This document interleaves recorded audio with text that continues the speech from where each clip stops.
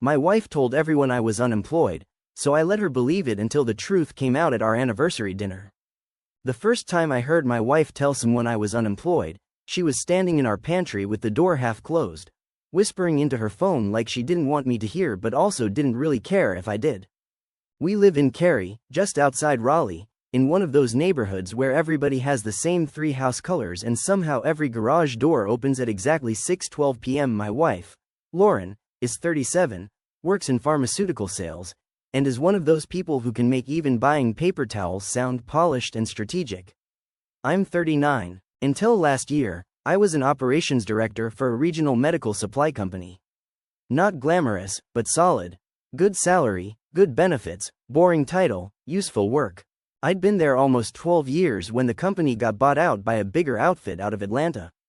They did the usual thing where they flew in smiling people with expensive shoes, told us about streamlining leadership, and then started cutting anyone whose salary looked too mature on a spreadsheet. I lasted 6 weeks after the acquisition. I came home on a Tuesday at around 2 in the afternoon with a banker's box, a severance packet, and one of those numb, floaty feelings where your body is walking around but your brain hasn't accepted what happened yet. Lauren was on a Zoom call in the dining room and just mouthed, "You okay?" at me while somebody in a blazer talked from her laptop. I went upstairs and sat on the edge of our bed for probably 40 minutes before she came in. "What happened?" she asked. "I'm done there," I said. "Officially." She sat down next to me. "Done as in laid off?" "Done as in my job doesn't exist anymore." She rubbed my back. "Okay, we'll figure it out." And to be fair, that part was real. She did say that. She hugged me, asked if I wanted takeout that night, and even canceled dinner with her sister. If the story had ended in that first 48 hours, I'd probably still describe her as supportive. What changed was that by Friday, I already had 2 calls lined up with vendors and former clients. One of them was a warehouse systems company we'd worked with for years, and their owner, a woman named Priya, told me flat out that if I wanted consulting work, she could keep me busy for months. Another former client asked if I'd help straighten out a distribution mess at one of their facilities in Durham. It wasn't traditional employment, no, but it was work. Paid work. Better paid than most people probably assume when they hear consulting from home. I told Lauren all of that. She was standing at the kitchen island, opening mail, and I said, "I think I'm going to do this independently for a while. I've got some actual contracts in motion." She looked up and said, "Like freelance? Consulting. Okay, but until something's signed, you're basically unemployed." I remember laughing a little because I thought she was joking. "I'm not, though." She gave me this small shrug. "I just mean in normal people terms." That should have bothered me more than it did. A week later I formed an LLC, Mercer Process Group, which sounds way more dramatic than it actually is. It was me, a laptop, a whiteboard in my home office, and a stack of contacts I'd built over a decade of fixing problems nobody else wanted. My first contract was signed before the end of the month.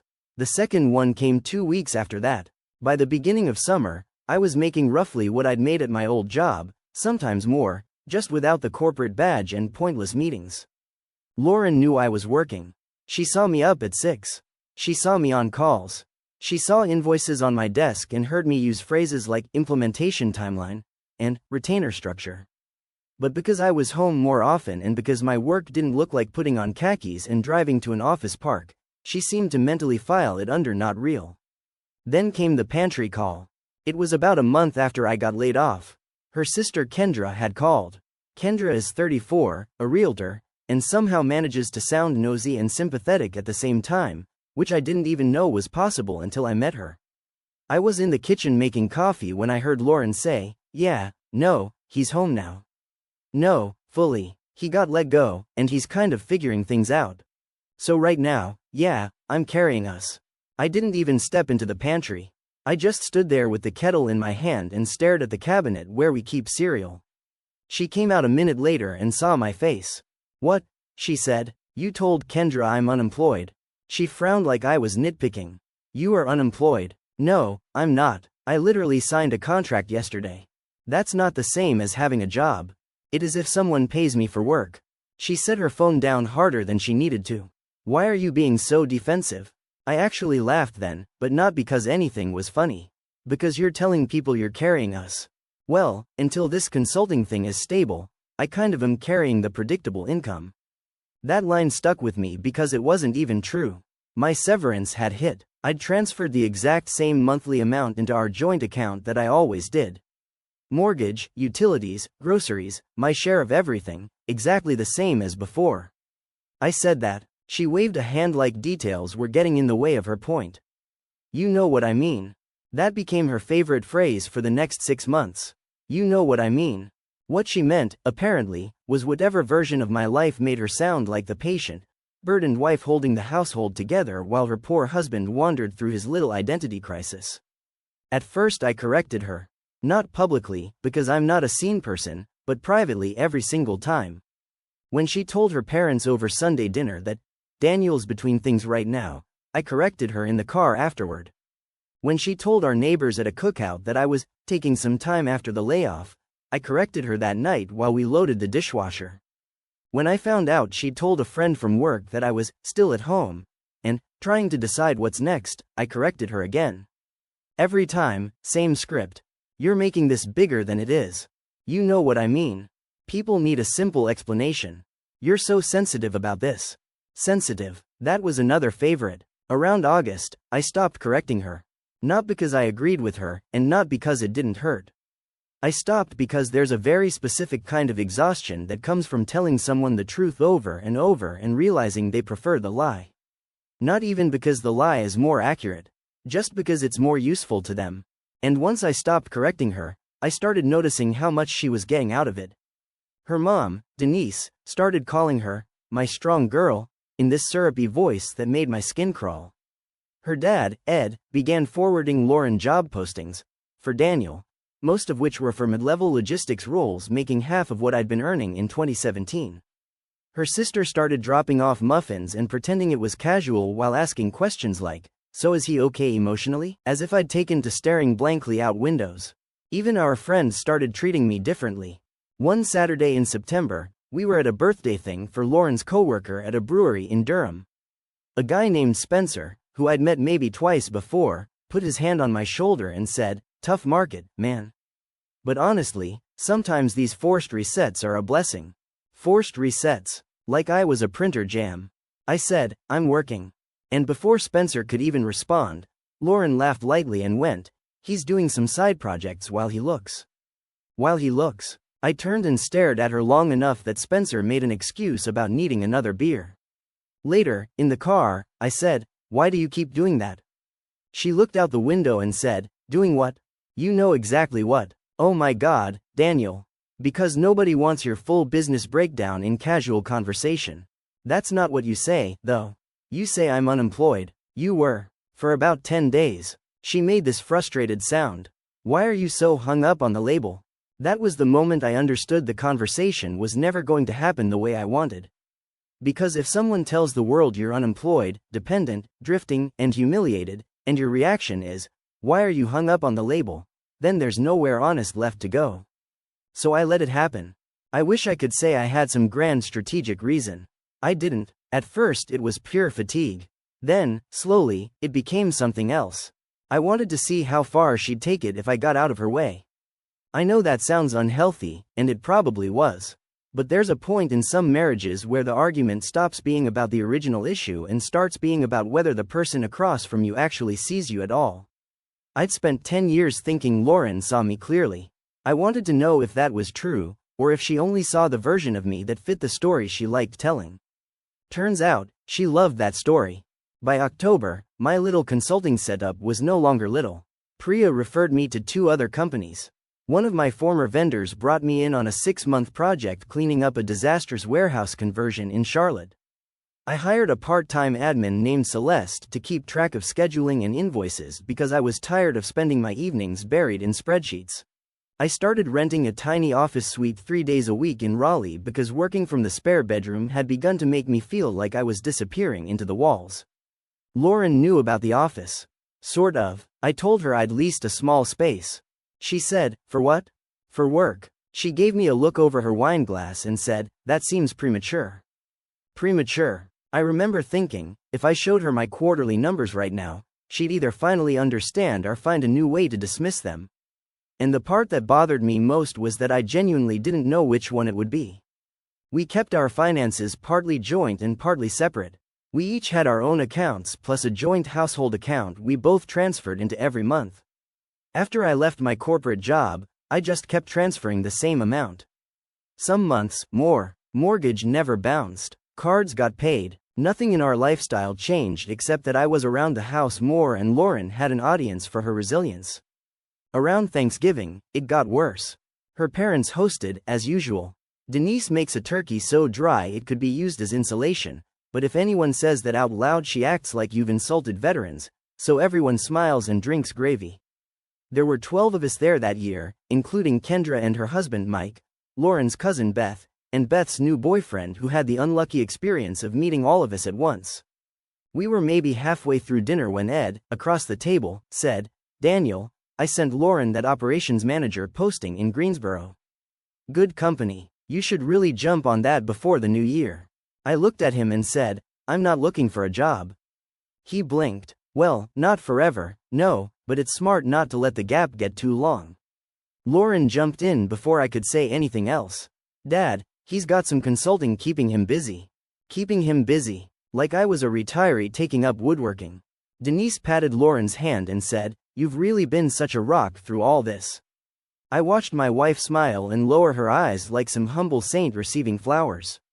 That was the moment something in me went cold.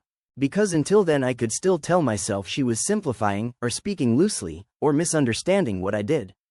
But sitting there, watching her accept praise for standing by me in a situation she knew wasn't real, I realized it wasn't confusion. It was a role she liked. On the drive home, I didn't say anything. She eventually asked, "Are you mad?" I said, "No." That was the first lie I told in the whole mess. The truth was I was past mad. Mad is hot. Mad wants to fix itself. What I felt by then was colder and more organized. I started paying attention. Lauren mentioned my unemployment whenever she wanted sympathy, or leverage, or admiration. She mentioned it to justify why she was stressed. She mentioned it when she wanted to decline plans without sounding cheap. She mentioned it when she wanted to look generous. One night in December, she came home with a designer handbag that cost more than my first car payment when I was 22. I said, "Nice bag." She said, "I deserved something after the year I've had." I almost asked, "What year is that, exactly? The one where I pay the mortgage while you tell people you support me?"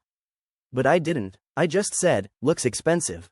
She gave me this tight smile and said, "Not all of us got to sit at home and reinvent ourselves." That one landed hard. Because now it wasn't just what she said to other people.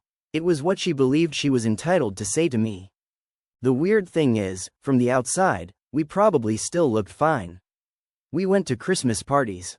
We took her parents to dinner for Ed's birthday. We hosted 2 couples for New Year's Eve and opened champagne at midnight and kissed like people do when they still think the picture matters.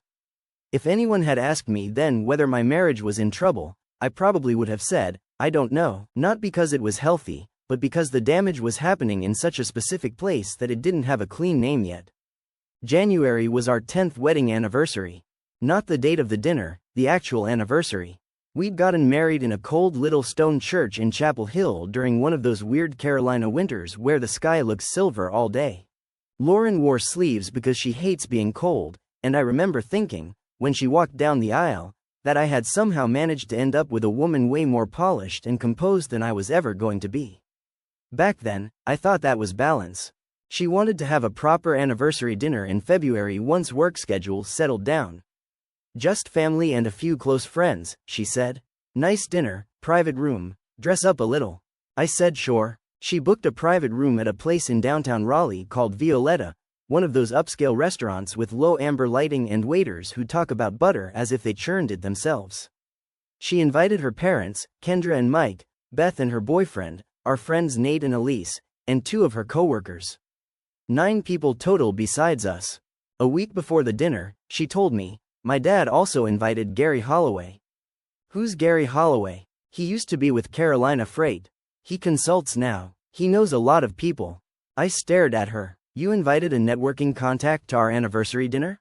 She rolled her eyes. "He's a family friend, and I just thought if conversation turns that way, it might help." "Conversation turns what way, Lauren?" "You know what I mean."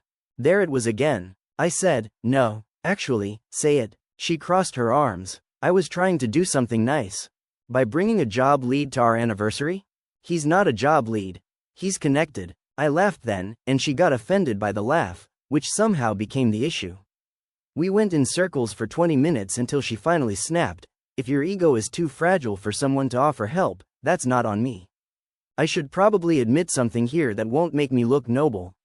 By that point, I already knew I was likely going to sign the biggest contract of my career the following Monday. A distribution group out of Charlotte wanted my firm to oversee a full operational overhaul across 3 facilities. If it went through, it meant enough revenue for me to hire 2 full-time people and stop pretending this was temporary.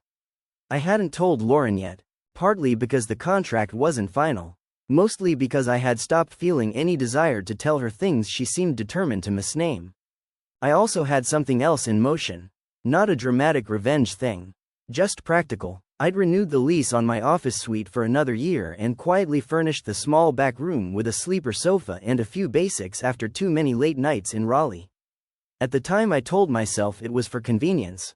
If I'm being honest, I think some part of me already knew I might need space. The night of the dinner, Lauren looked beautiful. That's one of the things that makes this story feel so strange in my head, even now.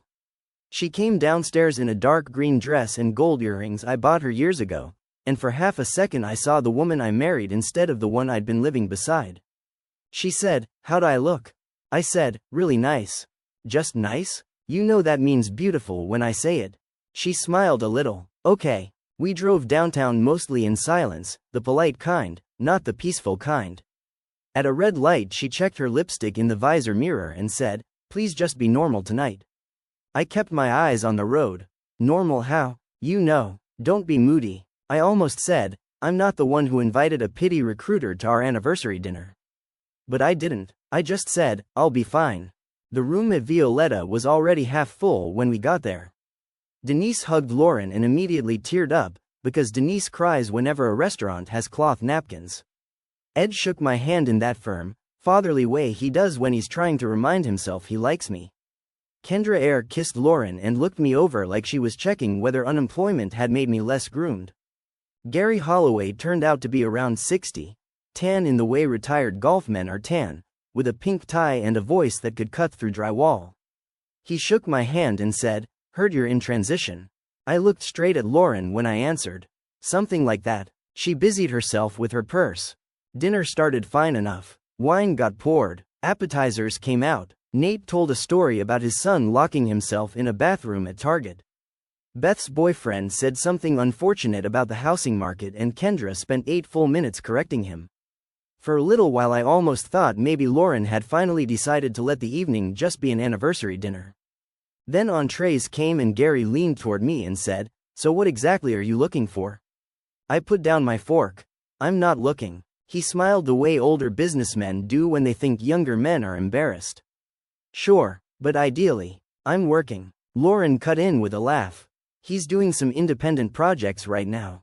Gary nodded like I'd confirmed his suspicions. "Nothing wrong with bridge work. But at our age, stability matters."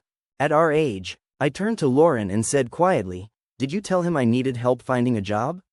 Her face changed for 1 second. Just one. A flicker. Then she said, "I may have said you were open to conversations." "Why would you say that?" Denise jumped in with, "Lauren's just trying to support you, honey." "Honey, I'm 6'2" and almost 40. Nothing makes you feel more infantilized than being called honey by your mother-in-law while your wife frames you as a drifting man-child in front of a stranger." I said, "Support would have been asking me first." The table went a little still. Lauren's jaw tightened and she said, "Can we not do this here?" I said, "You started this here." Nate kicked my shoe under the table, a subtle shut-up signal from a friend who hates public tension. So I shut up. For then, dessert menus came. Someone ordered another bottle of wine. Denise asked if we were doing toasts, because of course Denise wanted toasts. Lauren smiled and said, "I can say something." The room got that expectant little hush people do when they're about to pretend they enjoy speeches. Lauren stood with her champagne glass in one hand and said, "I just wanted to thank everyone for being here. 10 years is a long time." There were little murmurs of agreement. She looked at me, then around the table. This past year hasn't been easy for us. Marriage is wonderful, but it also really shows you what you're made of when life changes fast. Even then, some part of me was still hoping she'd surprise me. That she'd say something honest. Something kind. Instead, she smiled that polished smile and went on. A lot of you know this has been a rebuilding year in our house. There have been a lot of adjustments, a lot of uncertainty, and I'm proud that we kept going even when things were heavy. Denise already had tears in her eyes. Lauren added, sometimes love looks less romantic than people think. Sometimes it looks like one person carrying a little more so the other one has time to find his footing. I actually heard Kendra make this soft, sound like she was watching a movie. I looked down at my water glass because I didn't trust my face. Lauren raised her glass toward me.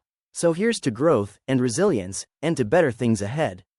People clinked glasses. Gary said, well said. Denise dabbed at her mascara. And then the truth came out in the most mundane, perfect way possible. The private room door opened because one of the servers was bringing in dessert plates, and behind him was a woman I recognized immediately. Olivia Chen, COO of Trivantage Logistics, one of the companies I'd been consulting for since October. She was there with two colleagues in suits, probably from a dinner meeting in the main dining room. Olivia spotted me, broke into a smile, and stepped inside before the server could even fully move out of the doorway. Daniel, she said, I thought that was you. Every head at our table turned. I stood up automatically. Olivia, hi. She shook my hand with both of hers, energetic as always. I'm so sorry to interrupt. I just wanted to say congratulations again. Karen told me this afternoon you signed Charlotte. There was a beat of silence so clean I can still feel it. Olivia kept going, because why wouldn't she? She had no idea she was walking through a landmine. That is huge. We were joking that after this week we probably won't be able to afford you anymore. I heard Nate cough into his napkin. Olivia finally looked around and seemed to register the whole table. Oh, I'm sorry. Am I crashing something? It's our anniversary dinner, I said. Her face lit up. Oh wow. Then I'm doubly sorry and also delighted. Happy anniversary. You married a very patient person if she's put up with how much you've been working lately. Nobody at the table said a word. Olivia smiled at Lauren. Your husband has been saving our skin for months. I swear half our senior team says his name more than they say mine. Lauren looked like someone had suddenly translated the room into a language she didn't speak. Olivia, still oblivious, added, seriously, once he scales his firm this year, I don't know who's going to get on his calendar. Her phone buzzed and one of the men behind her said, we need to head out. She squeezed my arm. Anyway, congrats again. Tell Celeste I'll send the revised implementation notes tomorrow. And enjoy your night. Then she smiled at the table, gave a little apologetic wave, and left.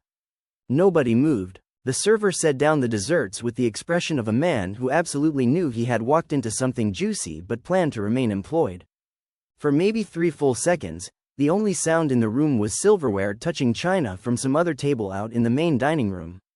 Then Beth's boyfriend, of all people, said, wait, scales your firm? Denise looked from me to Lauren and back again. Daniel, what was she talking about? I looked at Lauren first. She was staring at her champagne glass so hard I thought it might crack. Ed cleared his throat. I thought you were still figuring things out. I said, very calmly, I've been running my own operations consulting business since last spring. Kendra blinked. I thought it was just a few side projects. It wasn't. Gary, red-faced now, said, I was under the impression you were looking. I wasn't. Denise turned to Lauren. You said he hadn't landed anywhere yet. Lauren finally looked up. I thought. I cut in, because if I let her start with I thought, she'd bury the whole thing under soft language again. No, you told people I was unemployed. Nobody at that table had ever heard me speak to her that directly before. You could tell. Lauren's face flushed. That is not what I said. I held her gaze. That is exactly what you said. Repeatedly. Nate looked down at his plate. Elise suddenly got very interested in her napkin. Ed sat back in his chair with that closed expression men get when they realize a family story they've been participating in has just turned into evidence.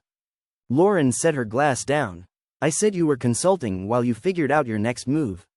You told Kendra you were carrying us. Kendra's eyes widened and immediately slid to Lauren. I went on, and once I started I couldn't really stop. You told Spencer at the brewery I was doing side projects while I looked. You let your parents call you, The Rock, at Thanksgiving. You invited a job contact to our anniversary dinner. Gary shifted in his chair like he wanted to vanish through the floor. Lauren hissed, "Can we please not do this in front of everyone?" I actually laughed then. Not loudly, just once. You've been doing this in front of everyone for almost a year. Denise said, "Lauren, is that true?" And that was maybe the first genuinely good question anybody had asked all night. Lauren looked cornered now, which I think shocked her more than the revelation itself. She was used to being the composed one, the one who narrated events into the most flattering possible shape. She said, "He lost his job. He was home all the time. He wouldn't really explain what he was doing." I said, "I explained it over and over. You made it sound temporary. It was new, not temporary. You didn't act like it was a real business." There it was. Not confusion. Belief. I stared at her. "What exactly does a real business look like to you?" She opened her mouth, then closed it. Ed asked me, "How long have you been paying into the house the same as before?" "Every month," I said. He turned slowly to his daughter. Lauren said, "How was I supposed to know your exact finances if you never showed me statements?" That one almost took my breath away. You never asked. And that was true. She never asked. Not once. Not what the contracts were worth. Not how many clients I had. Not why I was taking calls at 6:30 in the morning. Not why I'd started spending Tuesdays and Thursdays at the office in Raleigh. She decided what my life meant almost immediately, and then she kept feeding that version to everyone around us because it served her. Kendra, to her credit, looked disgusted. Not at me, at Lauren. She said, "You told me he was basically sitting at home trying to decide what to do." Lauren snapped, "I didn't say it like that." Mike muttered, "That's kind of exactly how it sounded." Lauren turned to me then, and I could see the shift happening in real time. The embarrassment was converting into anger, because anger is easier to carry than shame. "So what, Daniel?" she said. "You just let everyone think that? To make me look stupid?" I said, "I corrected you for months. You should have corrected everybody. I'm not responsible for cleaning up a lie you kept telling." That landed. You could feel it. Nobody touched dessert. After another minute of dead, awful silence, I stood up and said, "I'm going to get some air." I didn't storm out. I wasn't trying to create a movie scene. I just suddenly couldn't breathe in that room anymore. I walked down the hallway past the restrooms and out to the little covered patio area near the front of the restaurant. It was cold enough that my breath showed. About 2 minutes later, Nate came out and stood beside me. He said, "Well," I said, "Yeah." He rubbed his jaw. For what it's worth, I figured she was exaggerating, but not that. I should have shut it down sooner.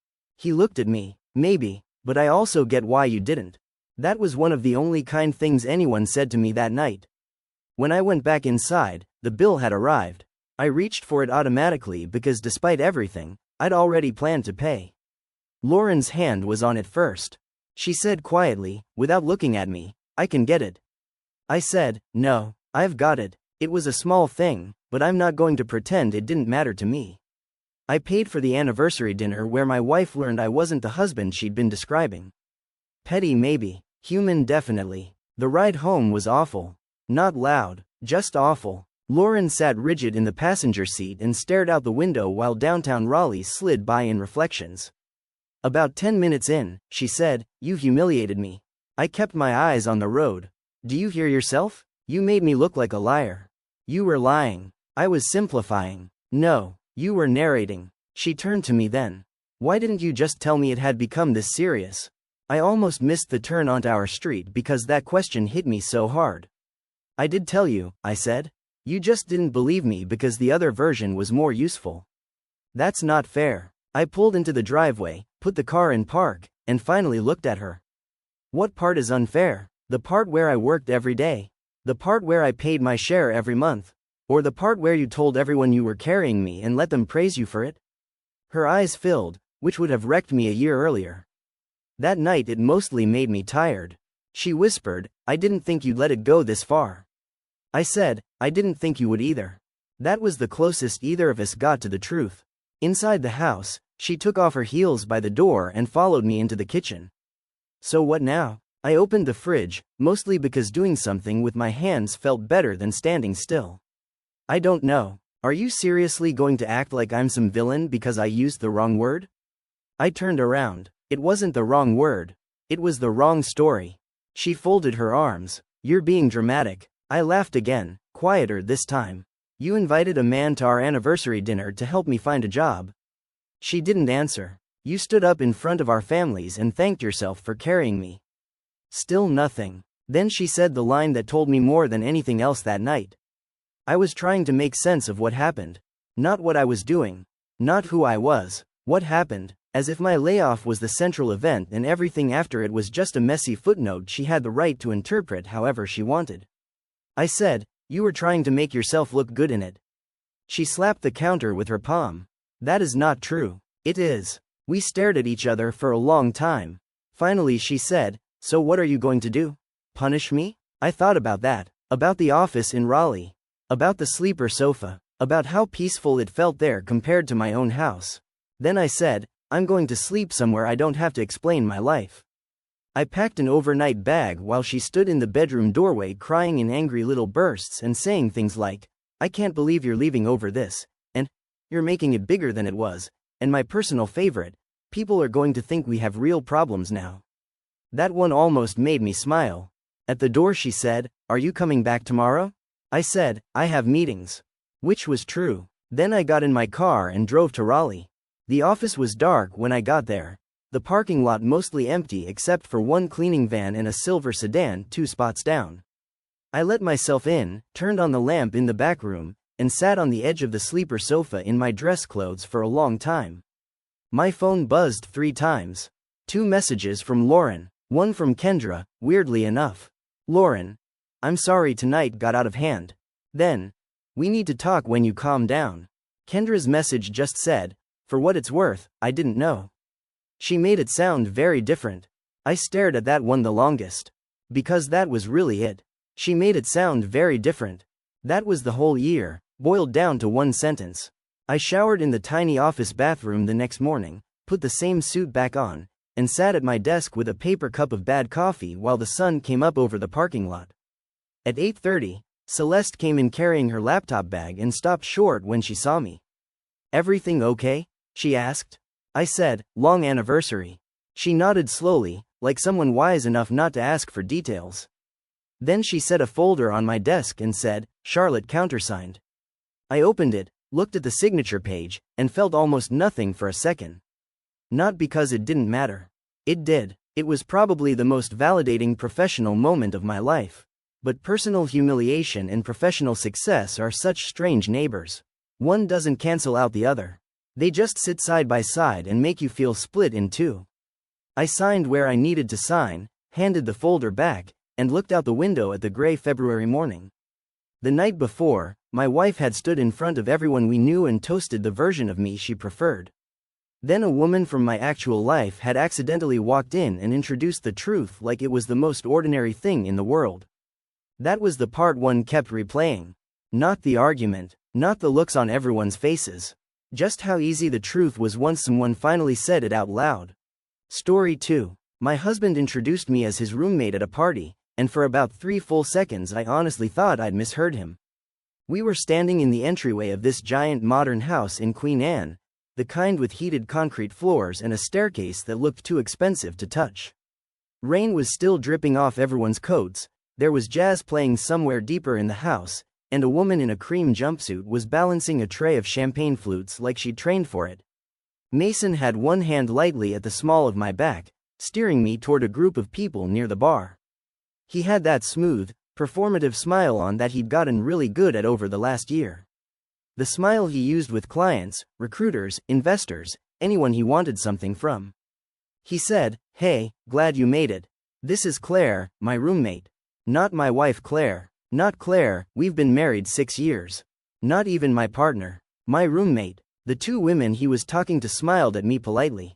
One of them, a redhead with a blunt bob and really sharp eyeliner, said, "Oh, hi. Nice to meet you." I kept waiting for the correction, because obviously it had to be a joke. Mason had a weird sense of humor sometimes. Dry, awkward, occasionally inappropriate, but still recognizable as a joke.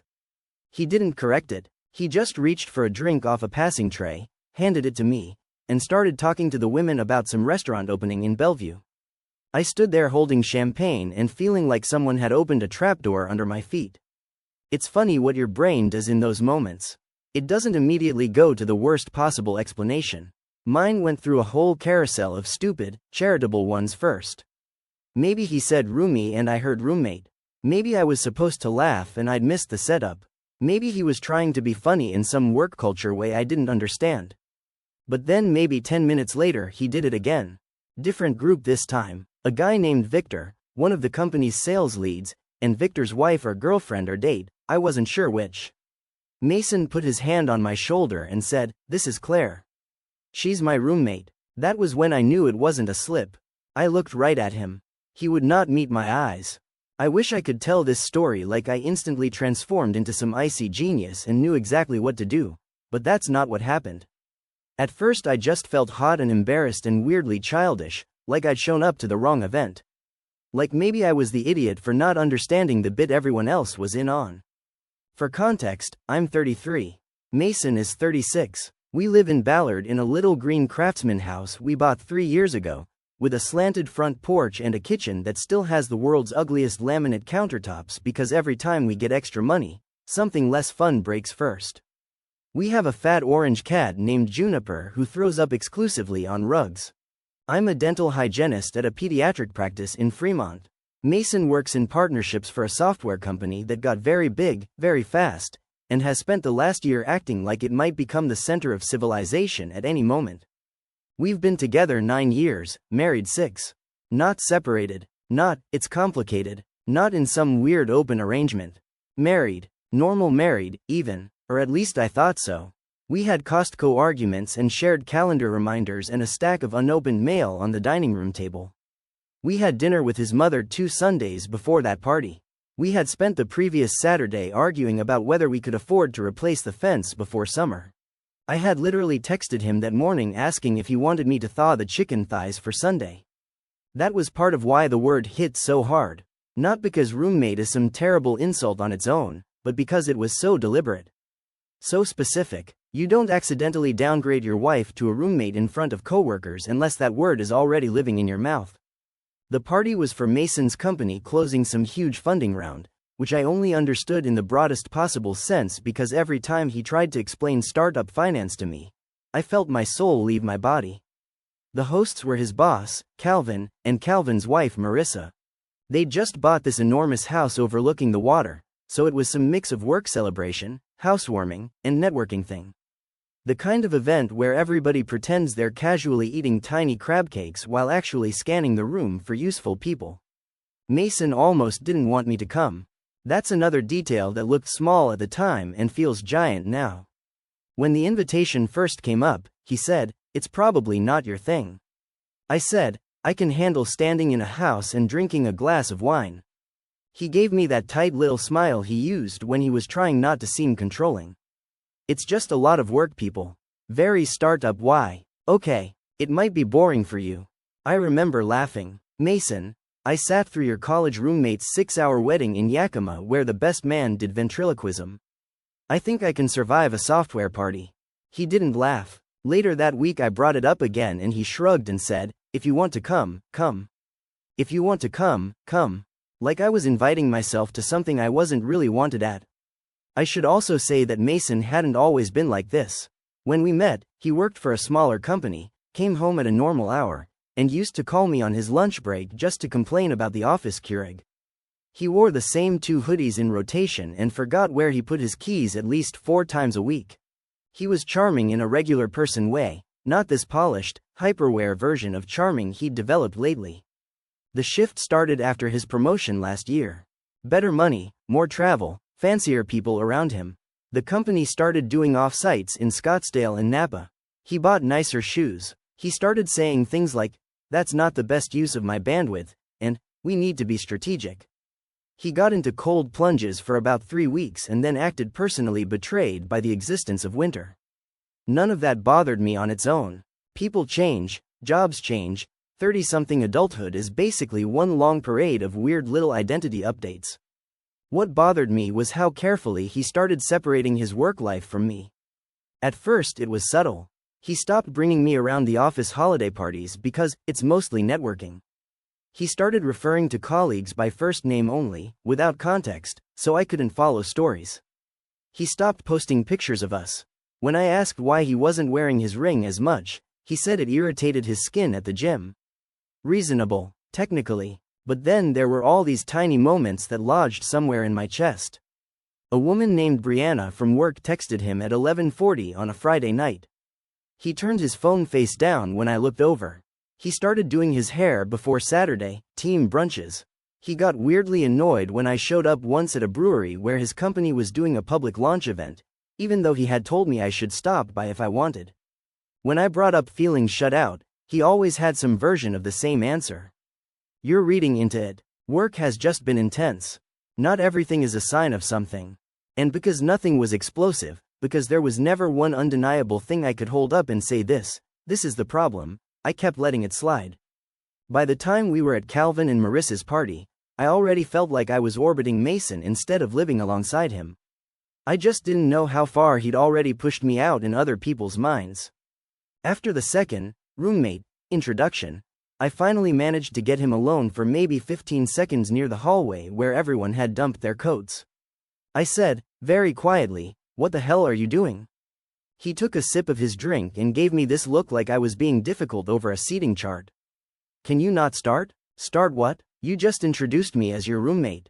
His jaw tightened. Lower your voice. Oh, I'm sorry. Should I save the conversation for when I'm your wife again?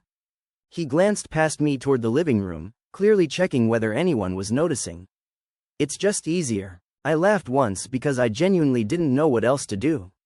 Easier for what? Claire, please. Not here. That was all he gave me.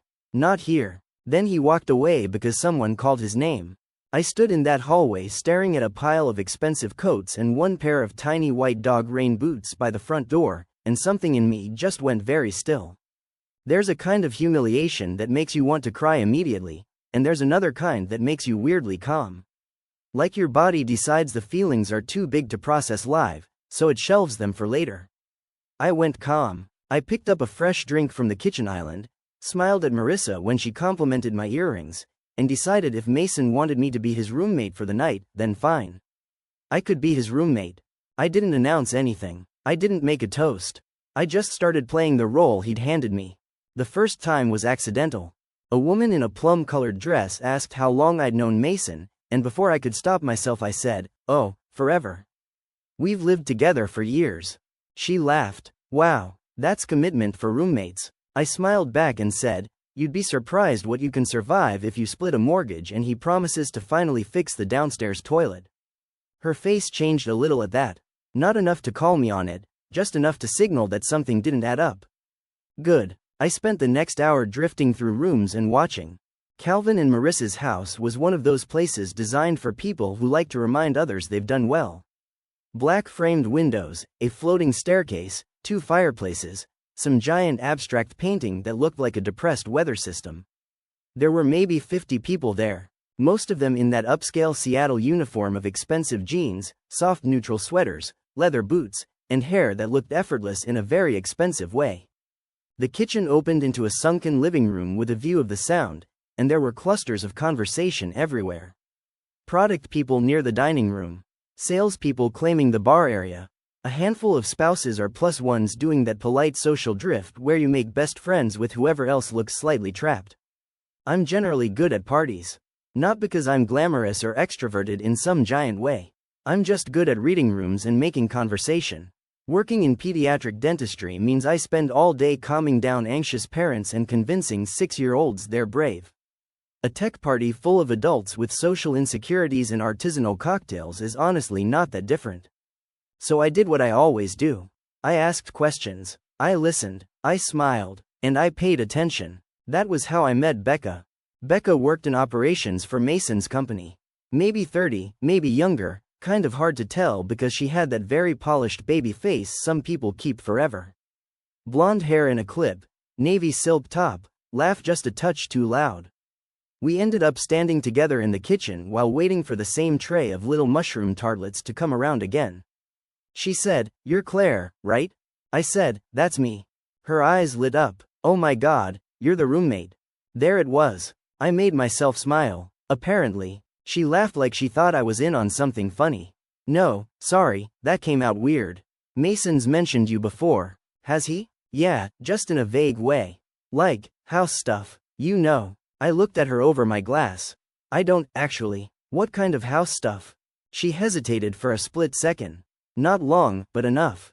Just that you guys still live together and keep things friendly. Honestly, he made it sound way more awkward than it seems. If someone had slapped me across the face, I'm not sure it would have felt more clarifying. I kept my expression neutral because years of working with children have given me an excellent poker face. He made it sound awkward? Only because of the whole market thing. She popped a tartlet into her mouth and chewed, oblivious.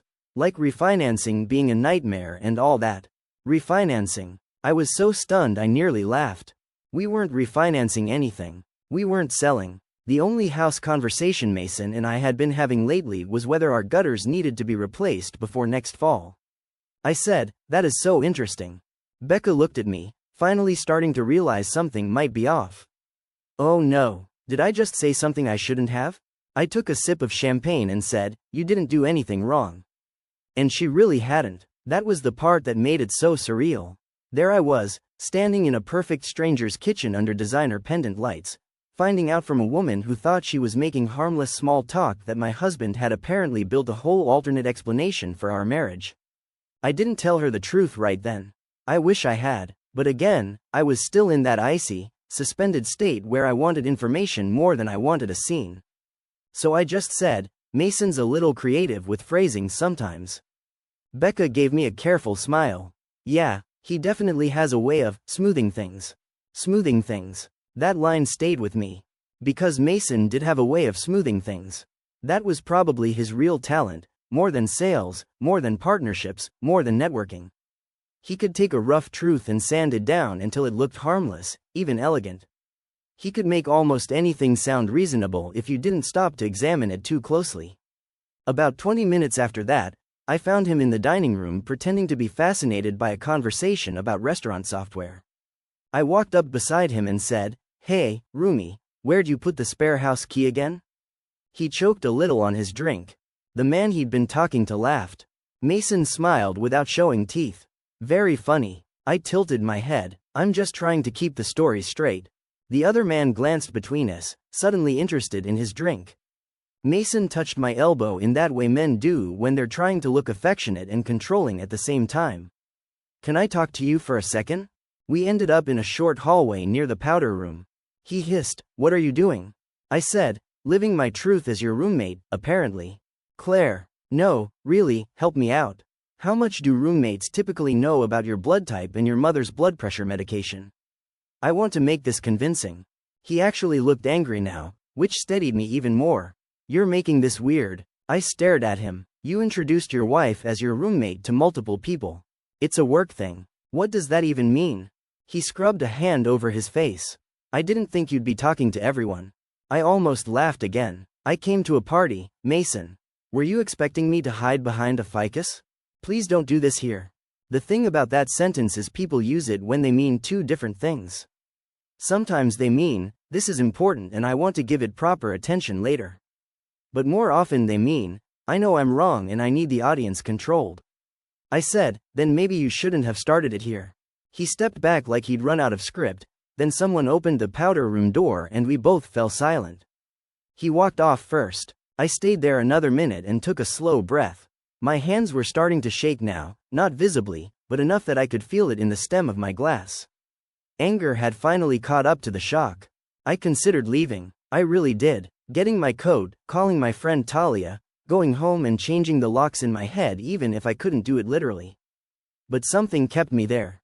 Maybe pride, maybe curiosity, maybe the simple, ugly need to know exactly how much of my marriage had been repackaged into something convenient for him.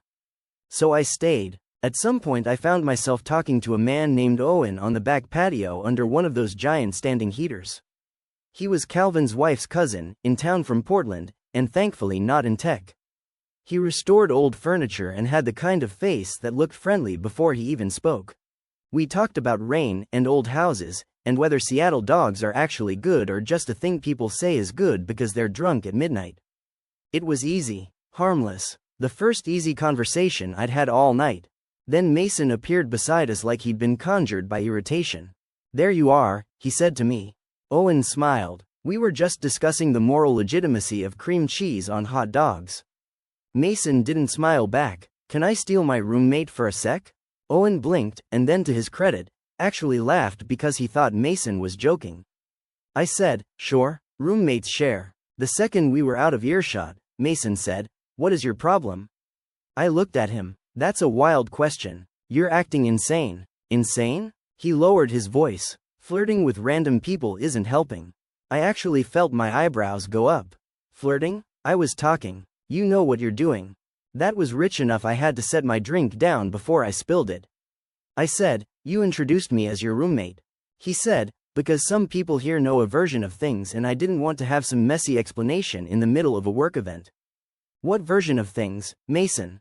He looked away. I stepped closer. "No, answer me. What version?" He said nothing. And in that silence I understood something I hadn't fully let myself understand yet. This wasn't one stupid joke. This wasn't him trying to seem funny or casual. There was already a whole story out there. One he'd been telling long enough that correcting it would require some messy explanation. I said, "How many people here think we're not together?"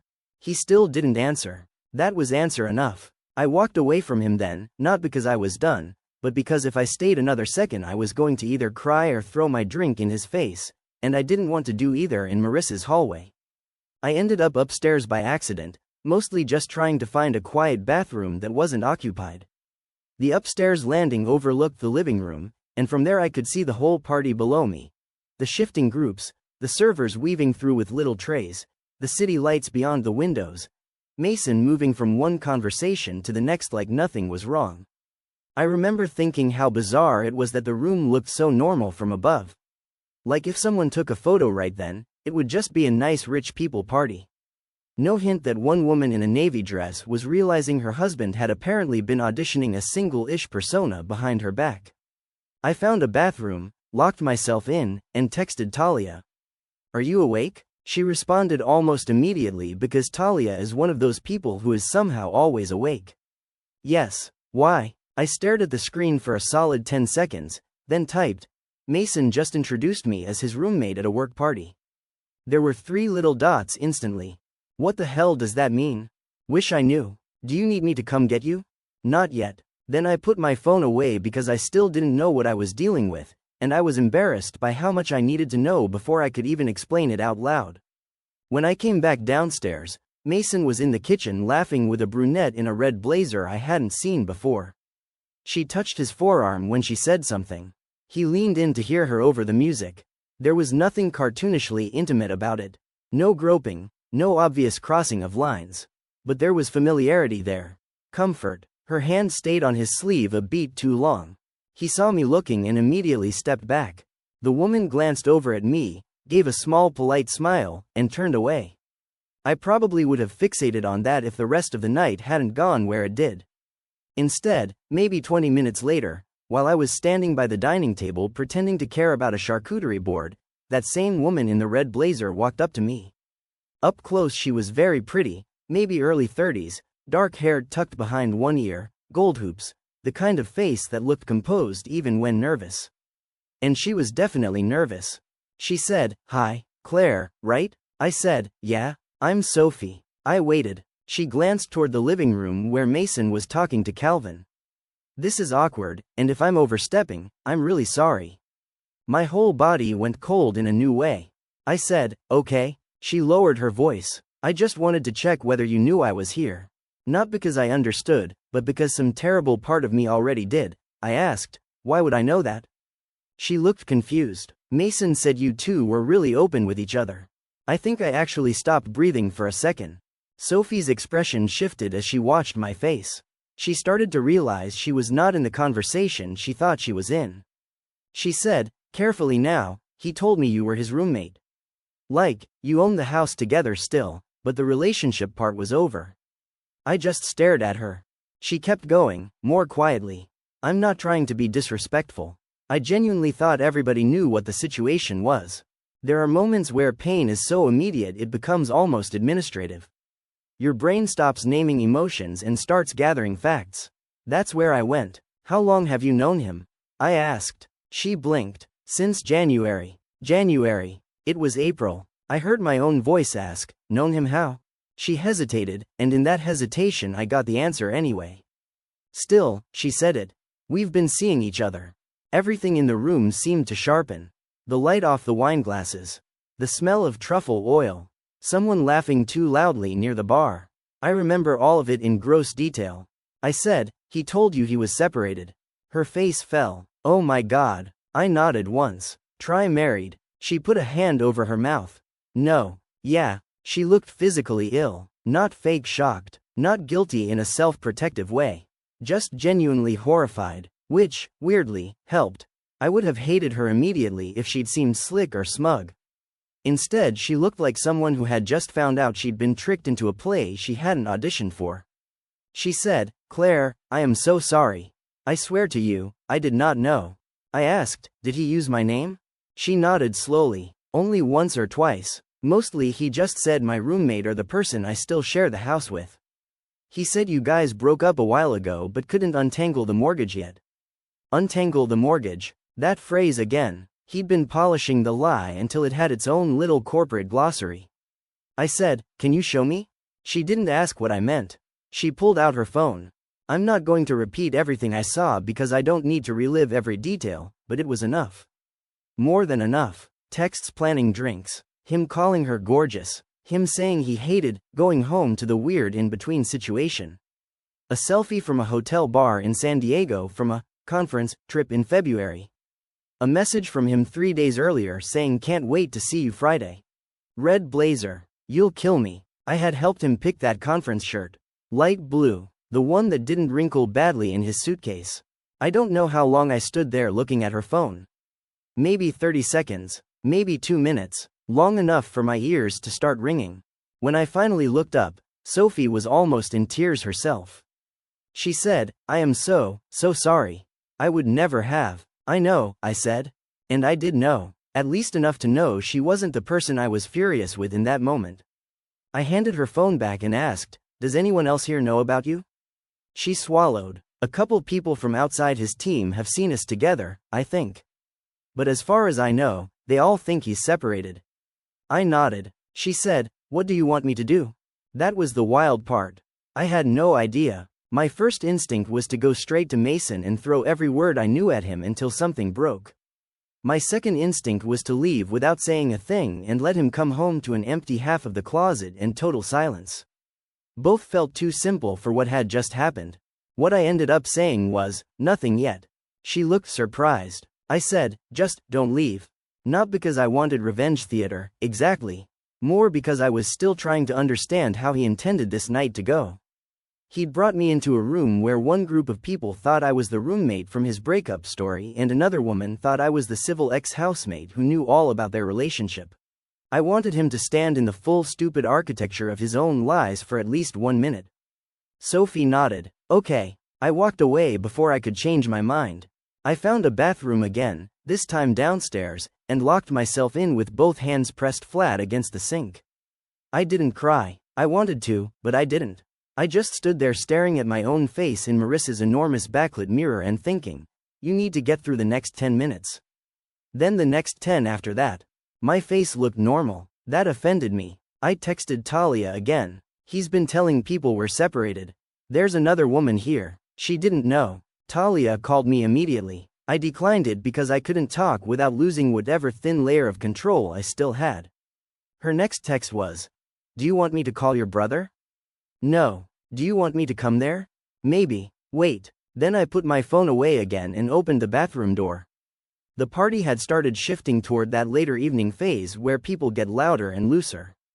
Dessert plates appeared. Someone had connected a playlist that was way worse than the jazz from earlier. Calvin was gathering people in the living room because apparently he was going to make some little thank you speech. Perfect. I didn't plan what I said next word for word. People always imagine these public scenes as if the person at the center came prepared with a monologue. I didn't. I just knew I was done protecting him. Everyone clustered loosely around the fireplace. Calvin stood near the mantel with a whiskey glass, smiling like a man very pleased with his own house.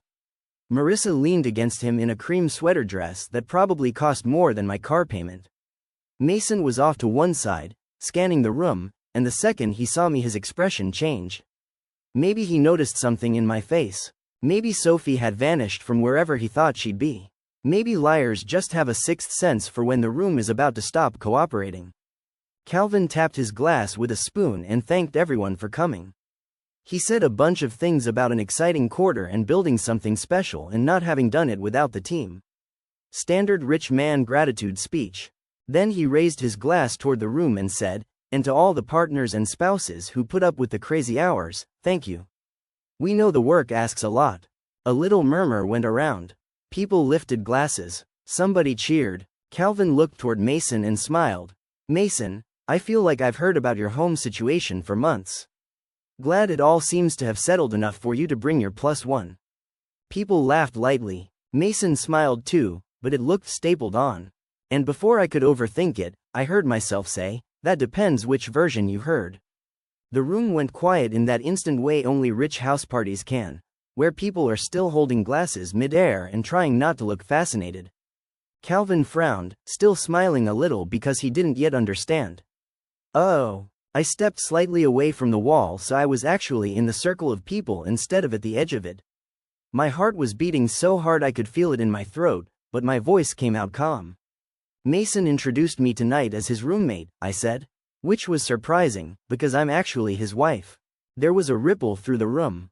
Not a gasp exactly, more like a collective intake, people rapidly recalculating what they were standing inside. Mason said, "Claire." Not loudly, just sharp. I looked at him. "No, let's do this part clearly, since apparently clarity's been in short supply." Calvin's smile vanished completely. I went on, because once you start telling the truth in a room full of people who've been fed a story, it has its own momentum. I've spent the last 2 hours learning that some of you were told we were separated, some of you were told we still lived together because of the mortgage, and at least one person here was told I knew all about a relationship Mason's been having on the side. That did it. There was an actual audible reaction then.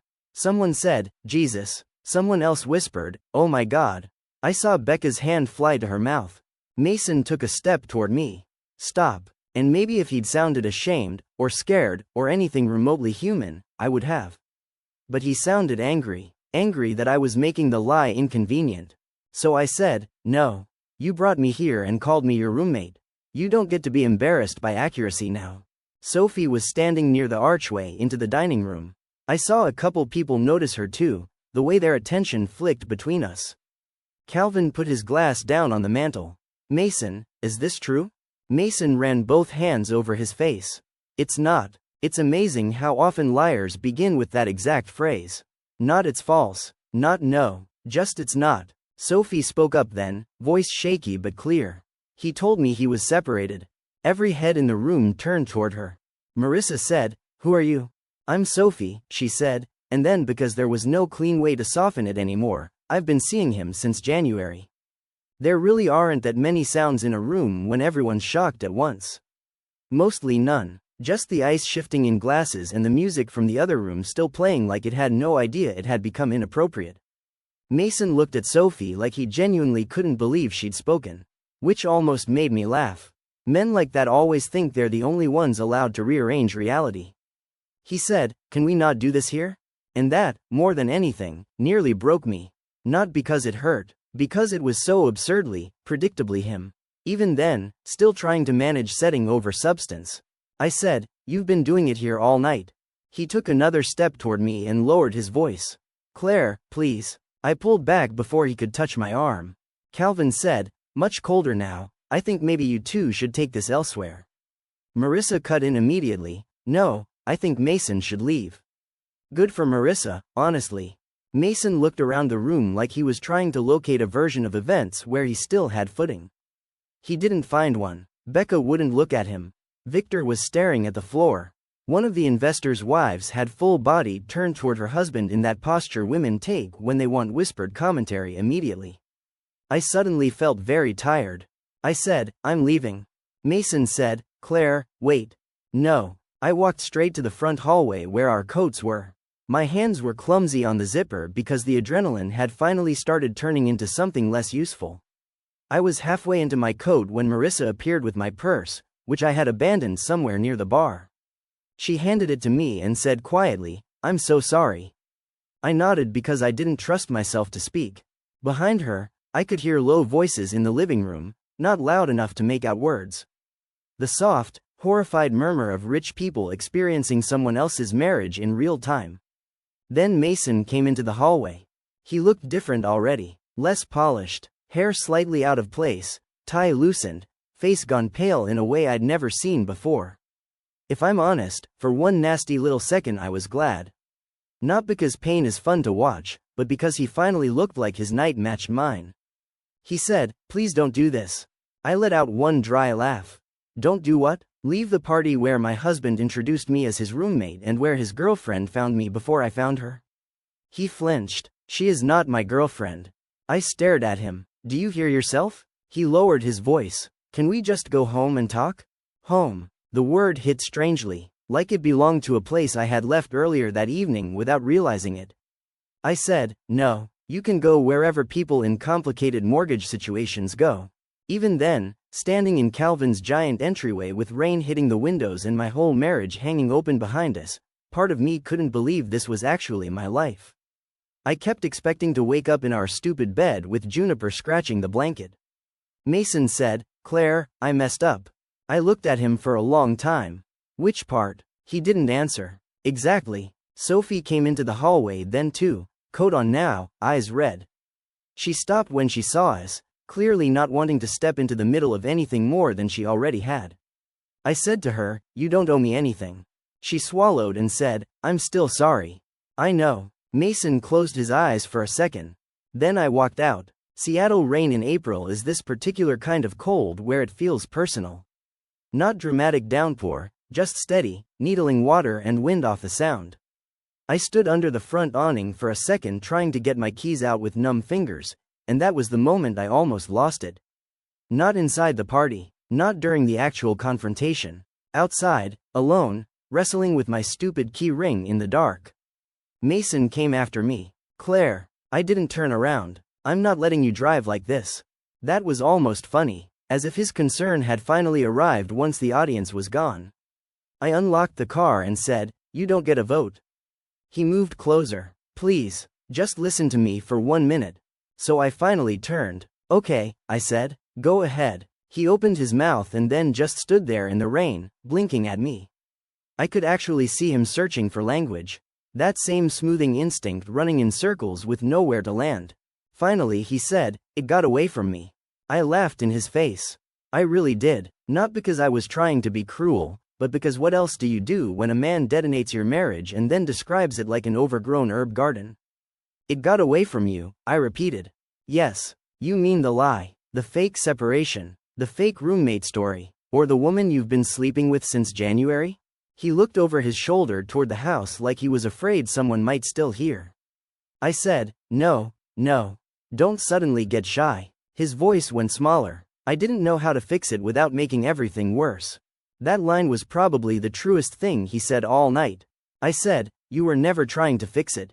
Rain was dripping off his hair. He looked miserable. "Good. I was going to tell you," he said. "When?" He didn't answer. "When I found out from Becca." "From Sophie? During dessert?" "Claire." I got into the driver's seat and shut the door before he could keep going. He knocked once on the window, not hard. I ignored him. Then I started the car, backed out, and drove away while he stood in Calvin's circle driveway getting smaller in the rearview mirror. I didn't go home. I drove with no real plan for about 20 minutes, windshield wipers beating time while my brain kept replaying the same handful of phrases. My roommate. Untangle the mortgage. You knew about us. It got away from me. I ended up in the parking lot of a 24-hour grocery store in Interbay because it was brightly lit and open and I didn't trust myself to pick a direction yet. I put the car in park and just sat there gripping the wheel. Then my phone started exploding. Mason first. 3 calls back to back. Then texts. "Please answer. Let's talk. I'm sorry. Please come home." I couldn't even look at them for more than a second. Then Talia. "Do you need me? Where are you?" I answered that one. "Interbay. In my car." Send location. I did. 10 minutes later she called, and this time I picked up. I still didn't cry right away. I just said, he's been telling everyone we're separated. Talia was quiet for a second, which is how I knew she understood the scale of it. Talia is not a quiet person by nature. Then she said, I'm coming. You don't have to. I know. I'm coming anyway. She lives in Fremont, so she got there fast. She knocked on my window like I was a stranded motorist, got into the passenger seat with a hoodie over her pajamas, and one look at her face did it. I started crying so hard I couldn't talk. Not pretty crying either. The kind that makes your chest hurt and your nose run and your whole body feel stupidly betrayed by how animal grief is. Talia didn't say much. She just reached over the console and held my hand until I could breathe again. Eventually she said, do you want to come to my place? I nodded. On the drive there I told her the whole thing, in pieces. The introductions, Becca, Sophie, the texts, the speech. Every time I repeated part of it out loud, it sounded more surreal. At one red light Talia said, he brought you into the same room as the other woman? I don't know if he knew she'd talk to me. That's not even the important part. I know. Claire, that's psychotic. I leaned my head back against the seat and stared at the rain on the windshield. I keep thinking I must have missed something huge, like there had to have been some point where this stopped being normal and turned into this. Talia snorted softly. You mean the point where he started building a fictional divorce at work? I'm serious. I know you are, she said. And no, you didn't miss the giant obvious sign. He was lying to you and to them. That's literally how lying works. We got to her apartment a little after midnight. Her husband Sam had put fresh sheets on the couch because apparently she texted him on the way, which nearly made me cry again because basic decency felt unbearable at that point. I borrowed one of Talia's giant t-shirts, washed off my makeup in her bathroom, and sat on the couch staring at my phone while messages kept coming. Mason, Mason, Mason. At one point his mother, Diane, called too. I didn't answer that either. Around 1 in the morning, Sophie sent me a text. Apparently she'd gotten my number from Mason's phone while he was in the bathroom earlier, which under normal circumstances would have infuriated me, but at that point I was past normal circumstances. Her text said, I know this is the last thing you need from me, but I wanted you to know I blocked him. I'm sorry for my part in this even though I didn't know the truth. You did not deserve any of tonight. I stared at that for a long time. Then I put the phone face down and tried to sleep. I didn't really sleep. I drifted in and out of that ugly half state where every time you start to drop off, your body replays something and jerks you awake. At 3:12 I remembered the light blue conference shirt. At 4:40 I remembered him telling me in February that San Diego was all meetings. At 5:15 I remembered him saying he didn't want me at the party because it might be boring for me, and actually laughed in the dark. By morning my eyes felt full of sand. I called in sick to work, which I almost never do. Then I drove back to the house around 9 because I needed clothes, and also because part of me wanted to see whether walking into our kitchen would make anything feel recognizable. Mason's car was in the driveway. For one childish second I almost backed out and left again. But no, it was my house too. More my house than his, in some ways. I'd picked the paint color for the living room. I'd been the one to notice the foundation issue during inspection. I'd planted the rosemary by the front steps. So I went in. Juniper came trotting into the hallway yelling for breakfast like the world hadn't cracked open 12 hours earlier. That nearly broke me more than anything. Cats are so committed to continuity. Mason was sitting at the kitchen table in yesterday's clothes with a mug of coffee he clearly hadn't touched. He looked terrible. I wish I could say seeing him like that satisfied me. It didn't. It just made everything sadder. He stood up too fast when I walked in. Thank God. I dropped my overnight bag by the stairs and said, don't. Please just let me explain. I fed the cat before answering him. Opened the can, spooned it into the dish. Listened to Juniper purr like a tiny engine. Then I washed my hands and turned around. Okay, I said, explain. He looked almost relieved that I'd said it. Then he spent the next 20 minutes proving he had no explanation worth hearing. He said it started innocently. That at work early on he'd made some offhand comment about living with a roommate because it was easier than explaining his home life to new people. I asked what exactly required explanation in, I'm married. He didn't answer that. He said once a few people assumed we were separated, Correcting it felt awkward. He said he liked having one area of his life feel uncomplicated. He said work had become this weird insulated environment where everybody was younger, flirtier, less settled, and he got caught up in wanting to fit the energy.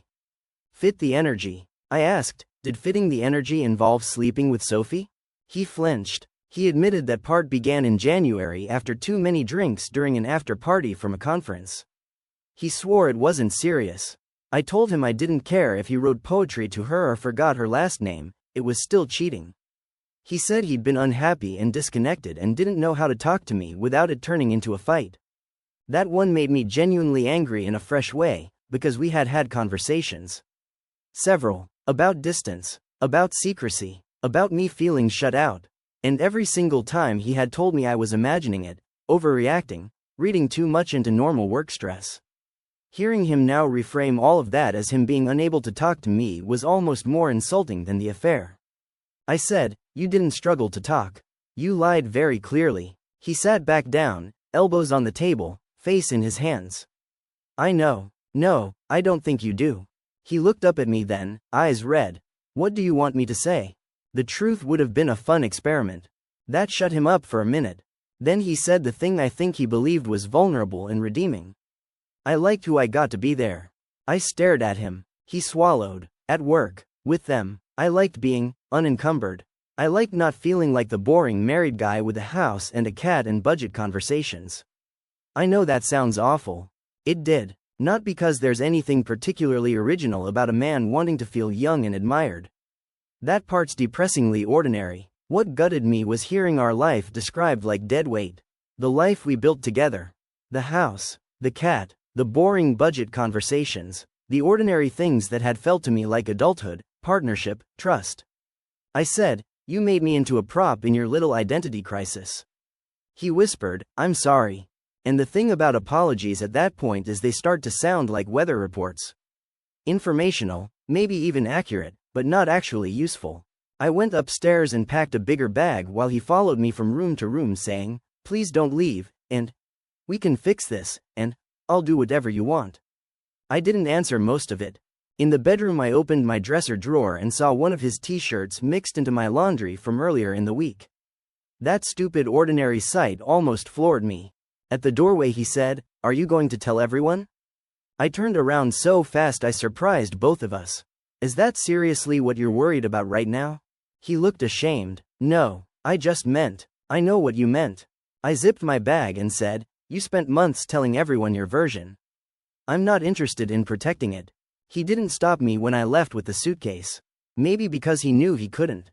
Maybe because he was finally tired too. He just stood in the hallway while Juniper rubbed against his ankle, oblivious. I stayed with Talia and Sam for 4 days. In that time, the practical world started invading the emotional one. My mother called because apparently Diane had called her first, which was a whole separate layer of humiliation I wasn't ready for. My brother Luke offered to come, have a conversation, with Mason, which in Luke terms meant breaking something with his face, so I told him no. My boss covered my patience without asking too many questions and just texted me heart emojis and a picture of the office therapy goldfish. Mason kept texting. Long apologies, short apologies, logistical questions, emotional pleas, promises of therapy, promises of transparency, promises he'd quit his job, promises he'd tell everyone the truth. I read maybe half of them.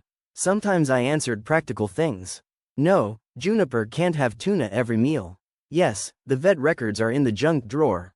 No, I'm not ready to talk. The weirdest part was hearing secondhand fallout from the party. Becca texted me to apologize for what she'd said and to tell me that after I left, the room basically imploded. Sophie had gone. Calvin had pulled Mason into his office. Marissa had apparently told 2 people to stop gossiping in her kitchen, unless they planned to adopt the man. Which made me like her even more. By Monday, people at the company knew enough that whatever version Mason had built there was gone. Not that it mattered much to me then. By that point I was living minute to minute. Showering felt like a project. Eating felt ceremonial. I kept having these stupid grief bursts over tiny things. A jar of his preferred pasta sauce at home.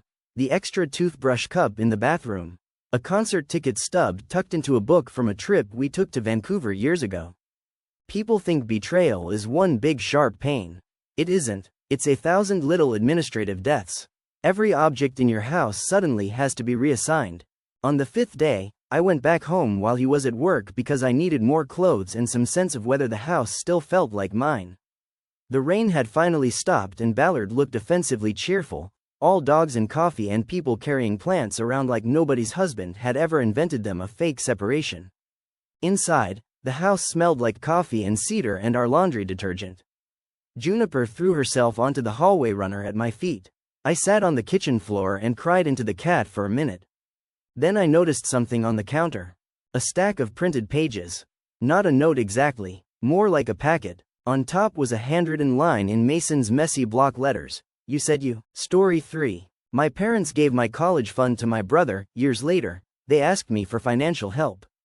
I'm 34 now, and I still remember the exact sound my mother's bracelet made when she folded her hands on the kitchen table and told me my college fund was gone. It was one of those charm bracelets she wore all the time, silver with little dangling hearts and a tiny cross.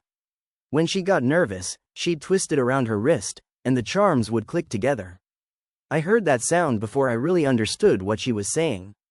I was 17, it was late August, humid enough that the windows were fogging a little from the air conditioner fighting for its life, and I had my acceptance packet from Ohio State spread out in front of me. I'd spent the whole summer working at a frozen yogurt place in Columbus and checking the mailbox like my future lived inside it. I had decent grades, not genius level, but solid. I was the kind of kid who turned things in on time, didn't party, didn't get in trouble, and quietly believed that if I did everything right, life would eventually meet me halfway. My brother Tyler had never believed in that system. Tyler was 19 then, 2 years older than me, loud and handsome and naturally charming in a way that made adults forgive him before he even apologized. He could wreck something in the morning and have everyone laughing about it by dinner.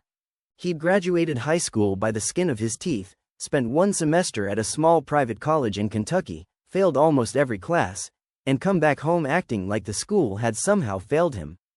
That summer he'd also managed to get his girlfriend pregnant. Or maybe ex-girlfriend. The story kept changing depending on who was telling it. My parents sat across from me like they were about to explain a death in the family. My dad cleared his throat first.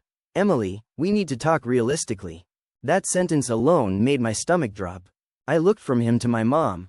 About what? About school, my mom said softly. I laughed a little because I thought maybe this was about loans or dorm costs or whether I should commute the first year. Okay, I already filled out the housing forms. She twisted the bracelet. Click, click, click. Dad slid my acceptance packet aside and set both palms on the table. Your brother is in a serious situation. I remember staring at him and thinking, what does that have to do with me? Tyler wasn't even in the room.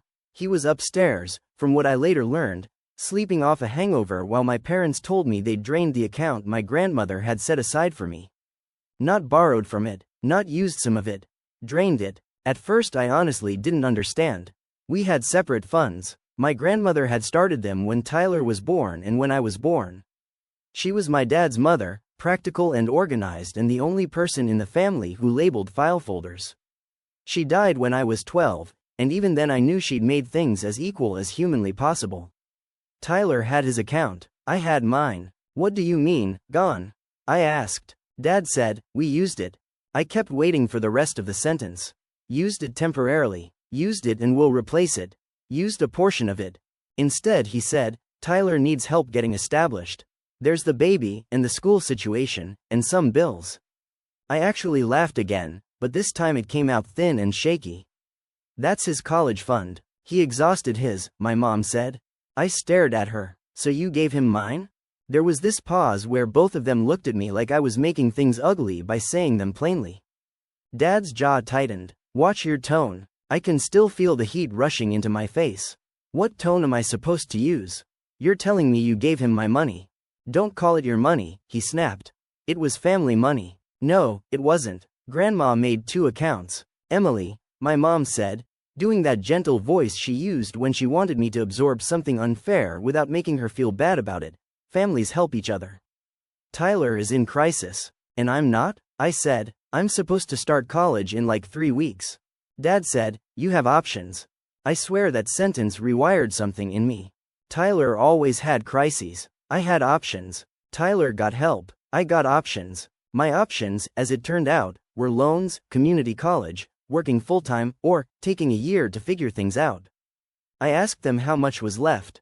My mother looked at my father, and he said, basically nothing. Basically nothing. That was the phrase he used, like maybe if he kept it vague enough, it wouldn't land. I pushed my chair back so hard it screeched across the linoleum. Are you serious? Mom started crying then, which was her favorite way to end conversations she didn't want to finish. Please don't make this harder than it already is. I said, harder for who? Dad stood up. Enough. It still makes me sick to remember that Tyler came downstairs halfway through this. Barefoot, wrinkled t-shirt, hair sticking up, smelling like stale cologne and sleep. He took one look at the room and immediately knew what was happening. He said, you told her? Not, what happened? Not, are you okay? Just you told her? I looked straight at him.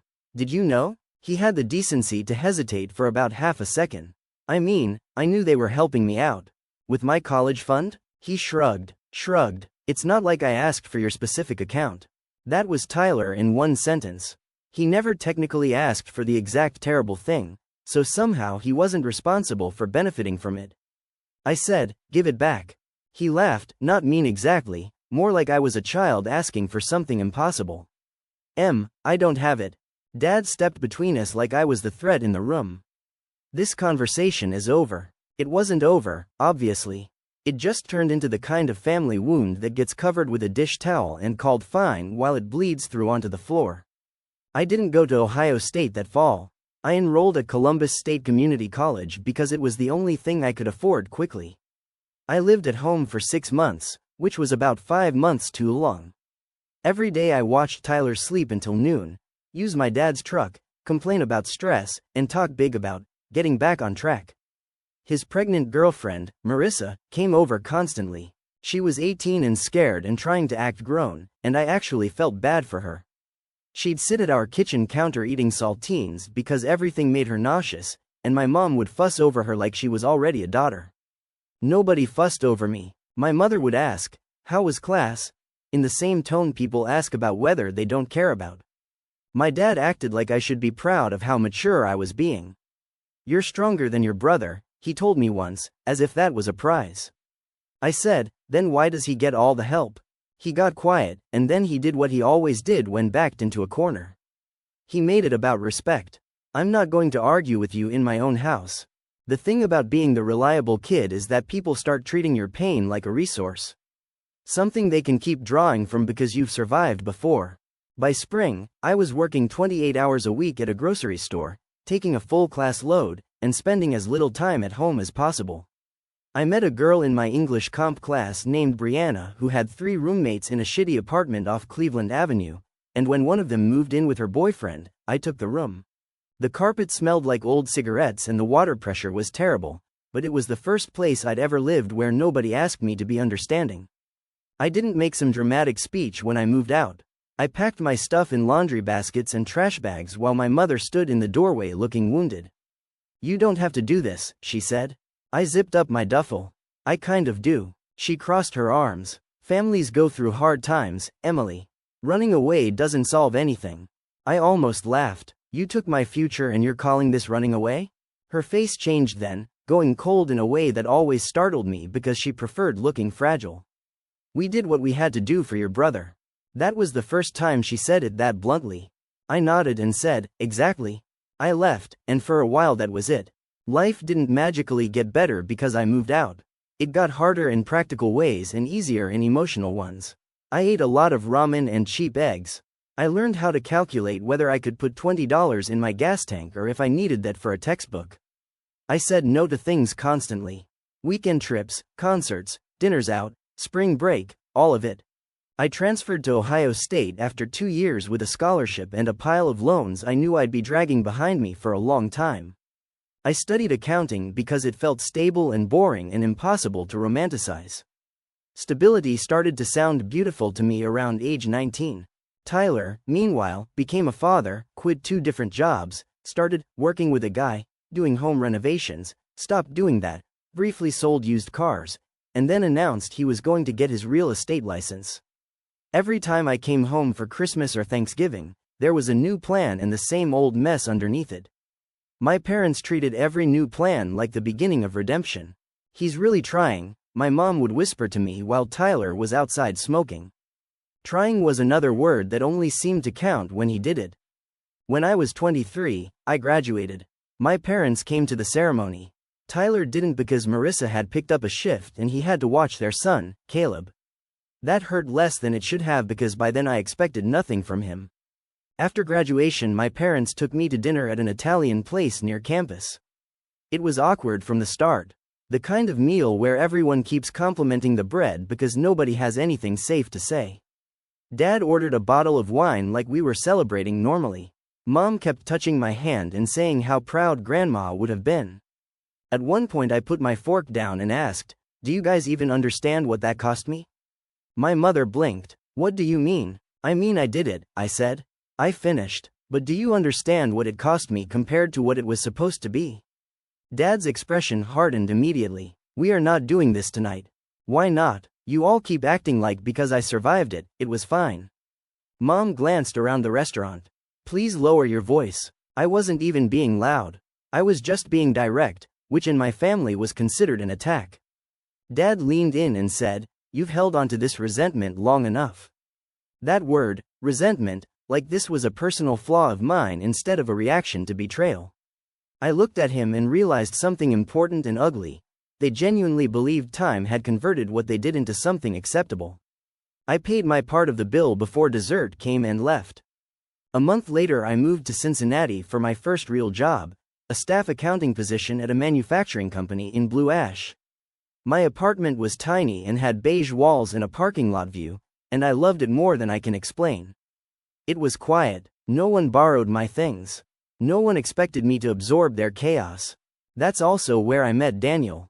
He was 27, a project manager for a logistics firm 2 floors above mine, and we met because I dropped a whole stack of printed quarterly reports in the lobby and he crouched down to help me pick them up without making a joke about it. We started getting coffee, then dinner, then everything else. He had this calming quality that felt almost suspicious to me at first because I was so used to people making me earn their steadiness. On our 4th date, he asked about my family, and I gave him the polished version. Parents in Columbus, older brother, nephew, kind of complicated. He didn't push. It was almost a year later, after he'd met them once at Thanksgiving, that I told him the real story. We were sitting on his couch, eating takeout Thai food straight from the cartons, and he said very carefully, "Your mom looks at your brother like he's permanently injured." I set my fork down. "That's because in her mind he is." And then it all came out. The college fund, the meeting at the kitchen table, the years of being told I was stronger as if that justified being abandoned. Daniel got this expression I came to know well, quiet anger on my behalf. "They stole from you." I flinched automatically. "I mean, technically." "No," he said, "not technically. Literally." I started crying, which annoyed me because I hadn't cried about it in years. He put his carton aside and just sat with me while I got it out. Not fixing it, not reframing it, not telling me family is family. Just letting it be what it was. We got married 3 years later in a small ceremony in Eden Park.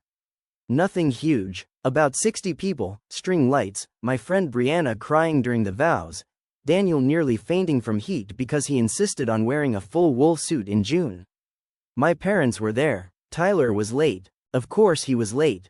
He showed up 20 minutes after the ceremony started, carrying Caleb, who was 7 by then, and looking annoyed like traffic had personally wronged him.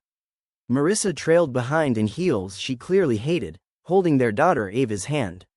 My mother immediately started fussing over them, seating them, making sure the kids had lemonade, whispering excuses to relatives. Meanwhile I was standing in my dress trying not to care. Afterward Tyler hugged me and said, "Wouldn't miss it, sis." I remember thinking, yes you would. You almost did. Daniel and I built a good life. Not flashy. Good. He moved into finance, I moved from staff accountant to senior, then to controller at a mid-sized healthcare company. We bought a brick house in a quiet neighborhood outside Cincinnati with a maple tree in front and a basement Daniel swore he was going to finish himself. We had one daughter, Lucy, and then 3 years later our son, Owen. There were daycare costs and leaky appliances and all the normal adult annoyances, but underneath it was stability. Chosen stability, the kind I'd wanted since I was old enough to understand how unpredictable my family was. Back in Columbus, Tyler's life was always either about to turn around or actively falling apart. He and Marissa got married at a banquet hall off I-70 with plastic crystal centerpieces and a cash bar my parents paid for. He got into real estate right before rates changed and then blamed the market. He started a landscaping company with a friend, then sued the friend, or the friend sued him. I never got the straight version. Marissa picked up extra shifts as a dental assistant, then as an office manager somewhere in Hilliard. There were always money problems. There were always emergencies. And every time, my parents stepped in. It wasn't always huge amounts, at least not openly. Sometimes it was, we're helping with daycare for a while. Sometimes, we're covering the car repair because Tyler needs reliable transportation. Sometimes, we let them stay here for a few months. They had explanations ready the way some people keep bandages in the bathroom. By the time I was 31, I'd learned something about boundaries. If I wanted any, I had to make them myself, because no one in my family was ever going to hand them to me. So I stopped pretending. I called less, visited less, didn't engage in the endless cycle of Tyler's redemption arcs. I still sent birthday gifts to the kids because none of this was their fault. I still answered when my mom called, just not immediately. I kept things civil and distant. My mother hated that. Civility gave her nothing to push against and no way to recast herself as the peacemaker. She preferred emotional mess because she knew how to move inside it. The first time she directly asked me for money, I was 32. Not for them, for Tyler. She called on a Tuesday evening while I was helping Lucy with a school project about butterflies. I had glue on my fingers and construction paper all over the dining table. "Can you talk?" she asked, voice already strained. I almost said no. I should have, but I took the call into the kitchen. "What's going on?" She sighed heavily. "Your brother is in a difficult spot." Of course he was. I leaned against the counter. "What happened?" "There's been a slowdown with work. And Marissa's hours got cut. They've gotten behind on the mortgage." I said nothing. Then came the number. They need $8,000 to catch up and avoid foreclosure proceedings. I actually laughed because I genuinely thought she must be joking. "Mom, I know it's a lot." "A lot?" She lowered her voice. "Your father and I have done what we can." That phrasing told me they'd already given him money and it still wasn't enough. I looked through the doorway at Lucy, who was trying to glue paper wings onto a toilet paper tube, humming to herself. I thought about daycare tuition, our own mortgage, student loans I was still paying, retirement contributions Daniel and I had fought to prioritize because no one was going to save us if we didn't save ourselves. "Why are you calling me?" I asked, even though I knew. There was a pause. "Because you're in a position to help." There it was again. Tyler had crises. I had options. I said, "No." She went very quiet. "Emily, no. You didn't even think about it." "Yes, I did. For about 20 years. That made her inhale sharply. "You cannot keep punishing your brother forever." I felt something hot and steady settle in me. Not rage exactly. More like clarity. "I'm not punishing him," I said. "I'm just not rescuing him." She started crying almost immediately. "This could ruin them." I said, "It ruined me."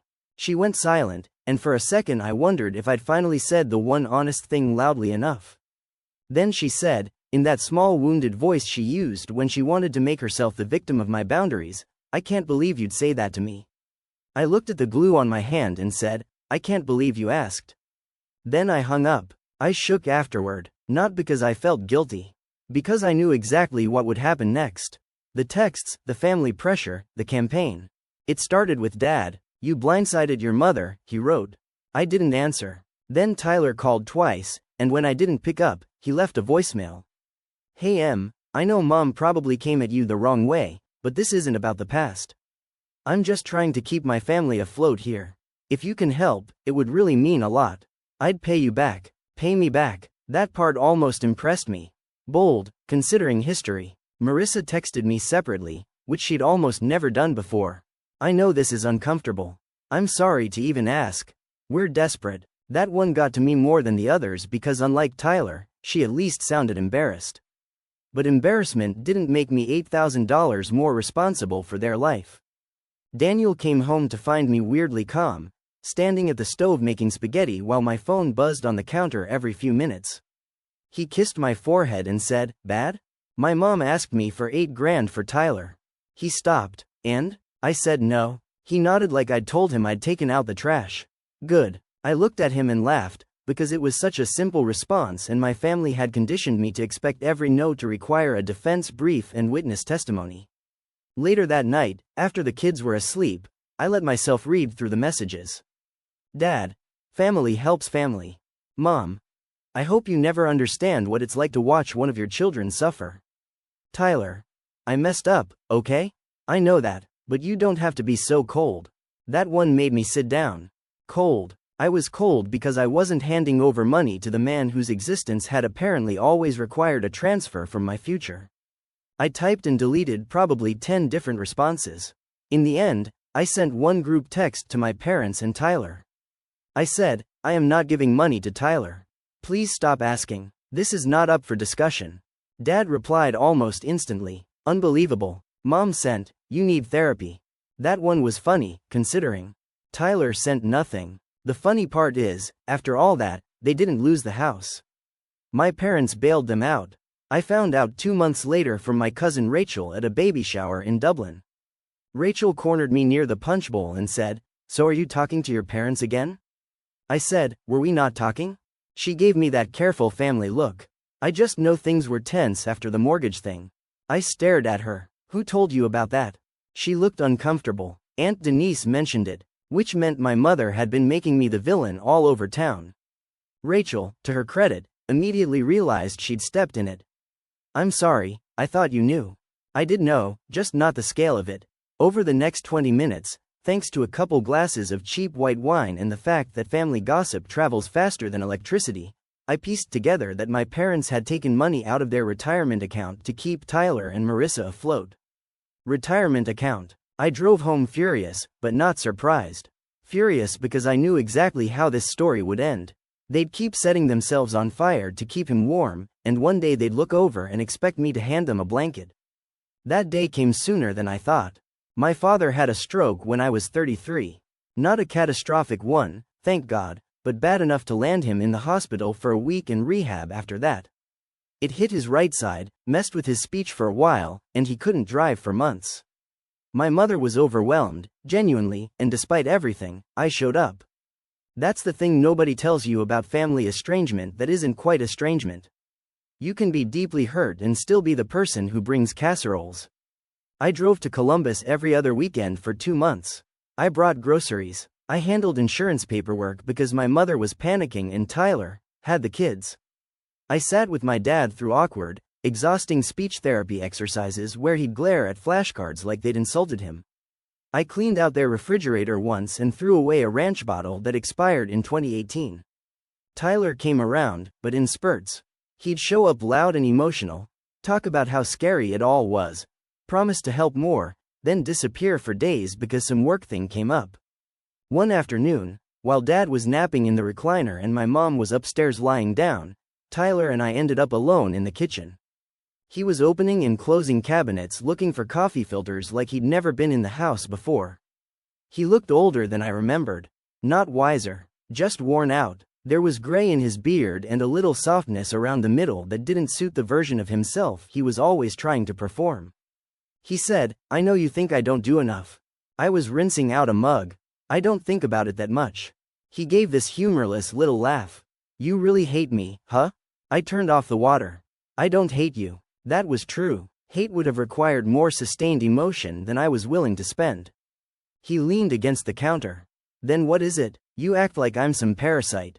I almost said because you are, but even I'm not that cruel. Instead I said, I act like there have never been consequences for you. His face hardened. "You have no idea what my life is like." I looked at him then, really looked.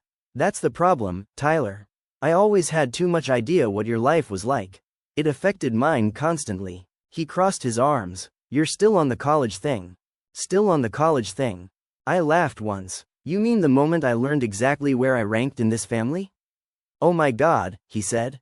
"Do you hear yourself? Everything is not some giant conspiracy against you." I took a breath because I could feel myself starting to shake. No, it's actually worse than that. It was ordinary. It was normal to all of you. That's what gets me. He looked away. I said, do you know what would have changed things? One real apology. Just once. One time in 20 years if you'd said, what happened to you wasn't okay, and I benefited from it. That's it, but you can't even do that. He stayed quiet long enough that I thought maybe, I was going to get through to him. Then he said, I was a kid too. And there it was. Not accountability. Context, used like bleach. I nodded. Right. He rubbed his forehead. Look, I'm sorry things weren't fair. That wasn't the same thing, and we both knew it. I said, you're sorry. I still remember. After Dad's stroke, my parents never fully got back to normal. He improved, but he retired earlier than planned because the company pushed him out gently under the guise of concern. Mom kept saying they'd make it work, but I knew their finances had to be bad. Years of helping Tyler plus an early retirement plus medical bills? It was math, and I'm good at math. Still, no one said it outright until the following winter. It was just after Christmas. Daniel and I had hosted that year because traveling with kids is miserable and I was tired of dragging presents up I-71. My parents came down, Tyler and his family came too, and the day was exactly the kind of exhausting I'd expected. Tyler arrived an hour late. Ava spilled cranberry punch on our rug. My mother cried during Lucis' piano recital because the holidays make me emotional. Dad mostly sat quietly, tired faster than he used to. Daniel carved the ham. I kept everything moving. After dinner, once the kids were in the basement and Daniel was helping them set up some ridiculous marble run toy, my mother asked if we could talk privately. We went into my office. I remember noticing she looked smaller somehow. Not physically, exactly, more like life had started folding her inward. She sat in the guest chair and smoothed her sweater over her knees. Your father and I are thinking of selling the house. I leaned against my desk. Okay. Her eyes searched my face, probably looking for panic or sympathy she could shape into permission. The stairs are hard for him. And financially, it may be the wise choice.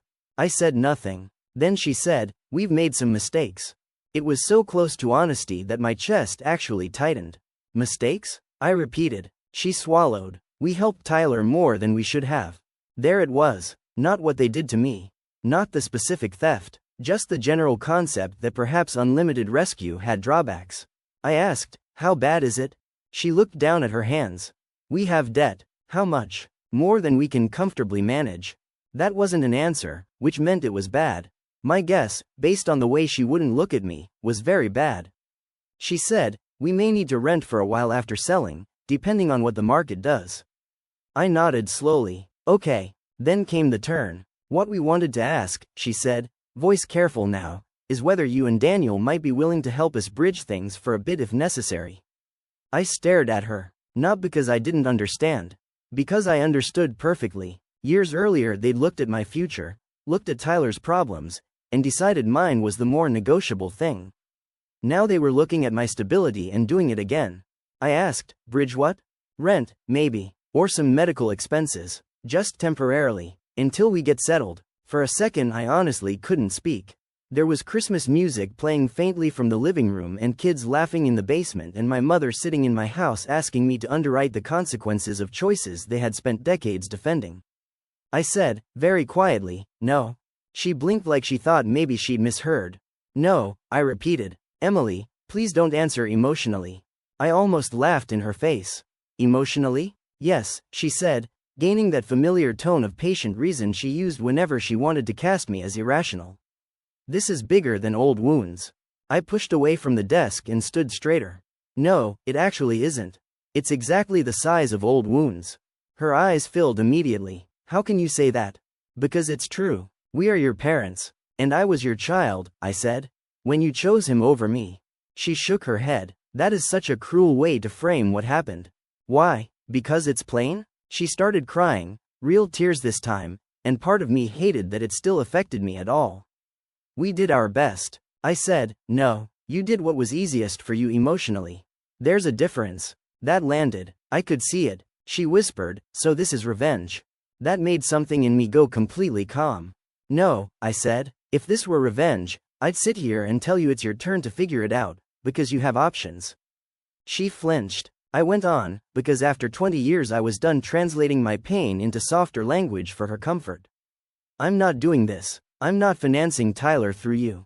I'm not financing your retirement after you spent it cleaning up his mess.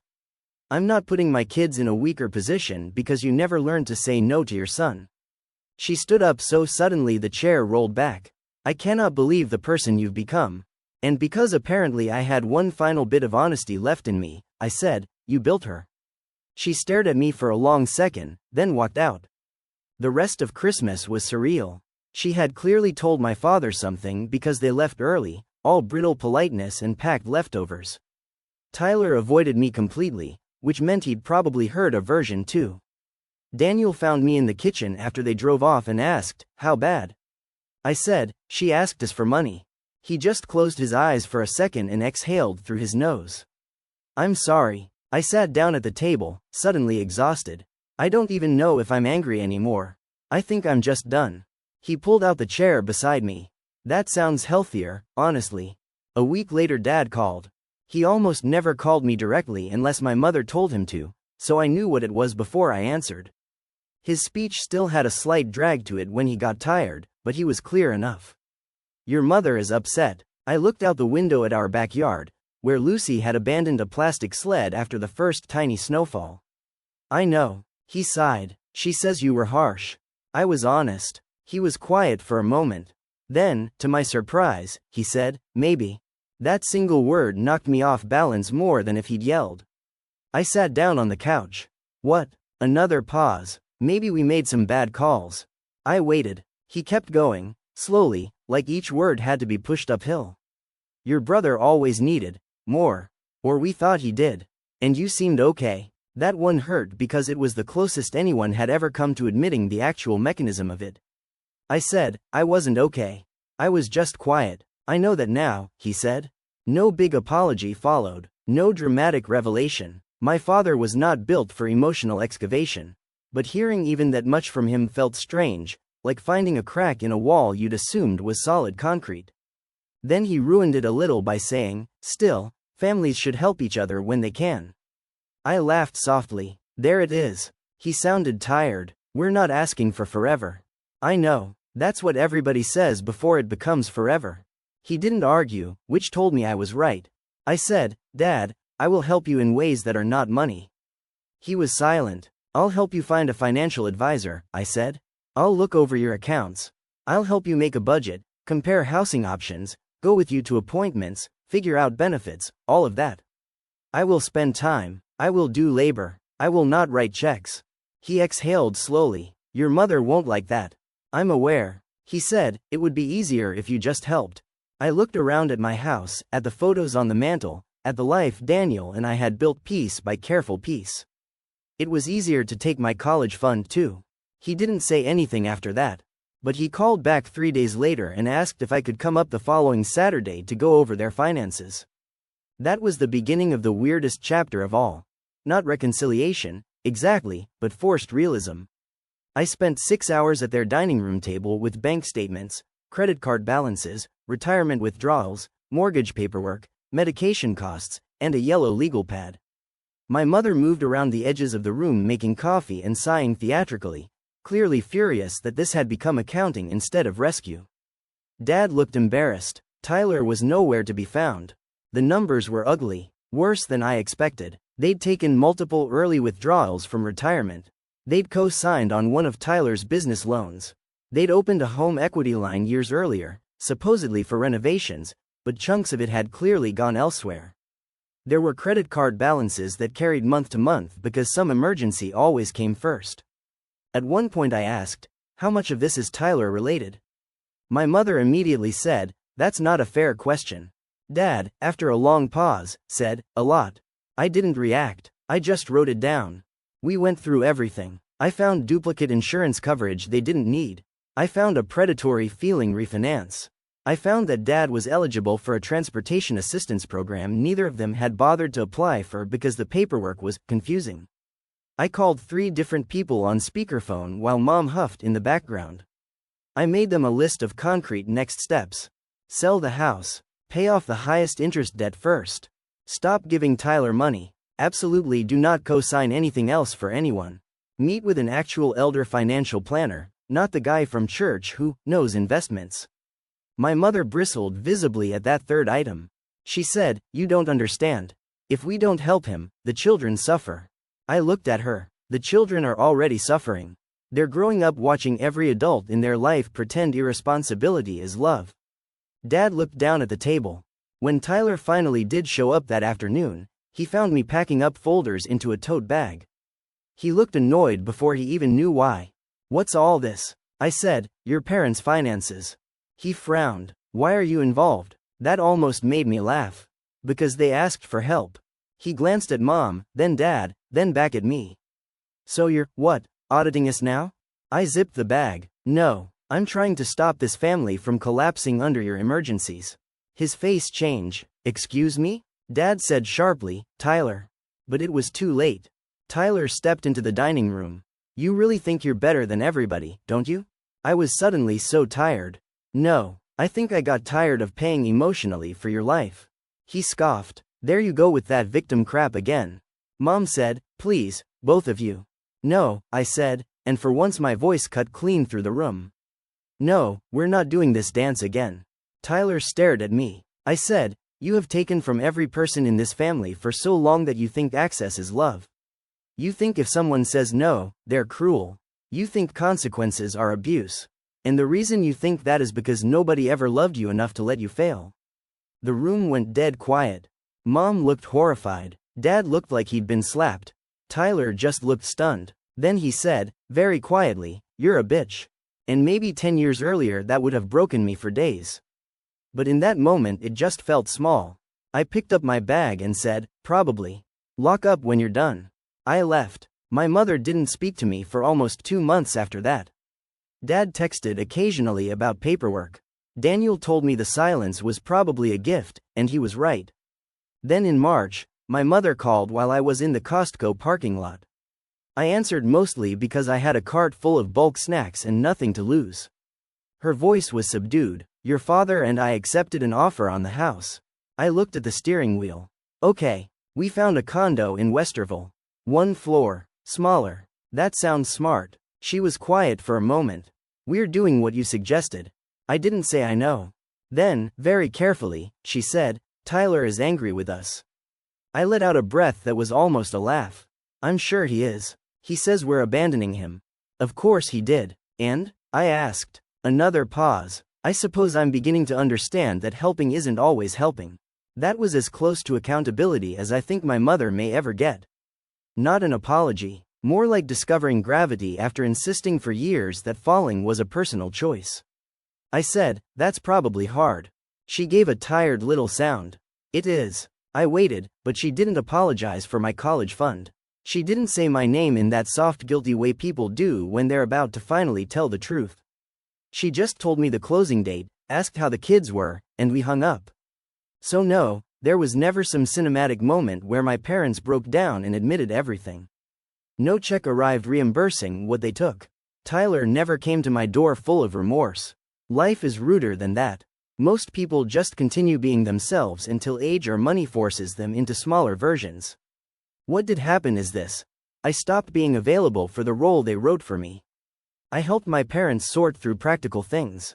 I reviewed condo paperwork. I explained Medicare supplements. I made spreadsheets. I spent weekends hauling boxes and labeling bins because despite everything, I am apparently still the person who labels bins, just like Grandma. I did not give them money. Tyler was furious for a while. Then he was sullen. Then he disappeared into one of his reinvention phases again. Last I heard, he was driving for a building supply company and talking about getting his commercial license. Marissa picked up more hours. The kids are teenagers now, which is wild to me. Caleb is taller than everyone. Ava likes art and wears enormous headphones and barely speaks at family gatherings. I send them birthday money directly in cards with their names on the checks. My relationship with my parents now is managed. That's the best word for it. Not warm, not dead. Managed. I call every other Sunday. We meet for lunch sometimes when I'm in Columbus. My mother is nicer when she's sadder, which sounds cruel but feels true.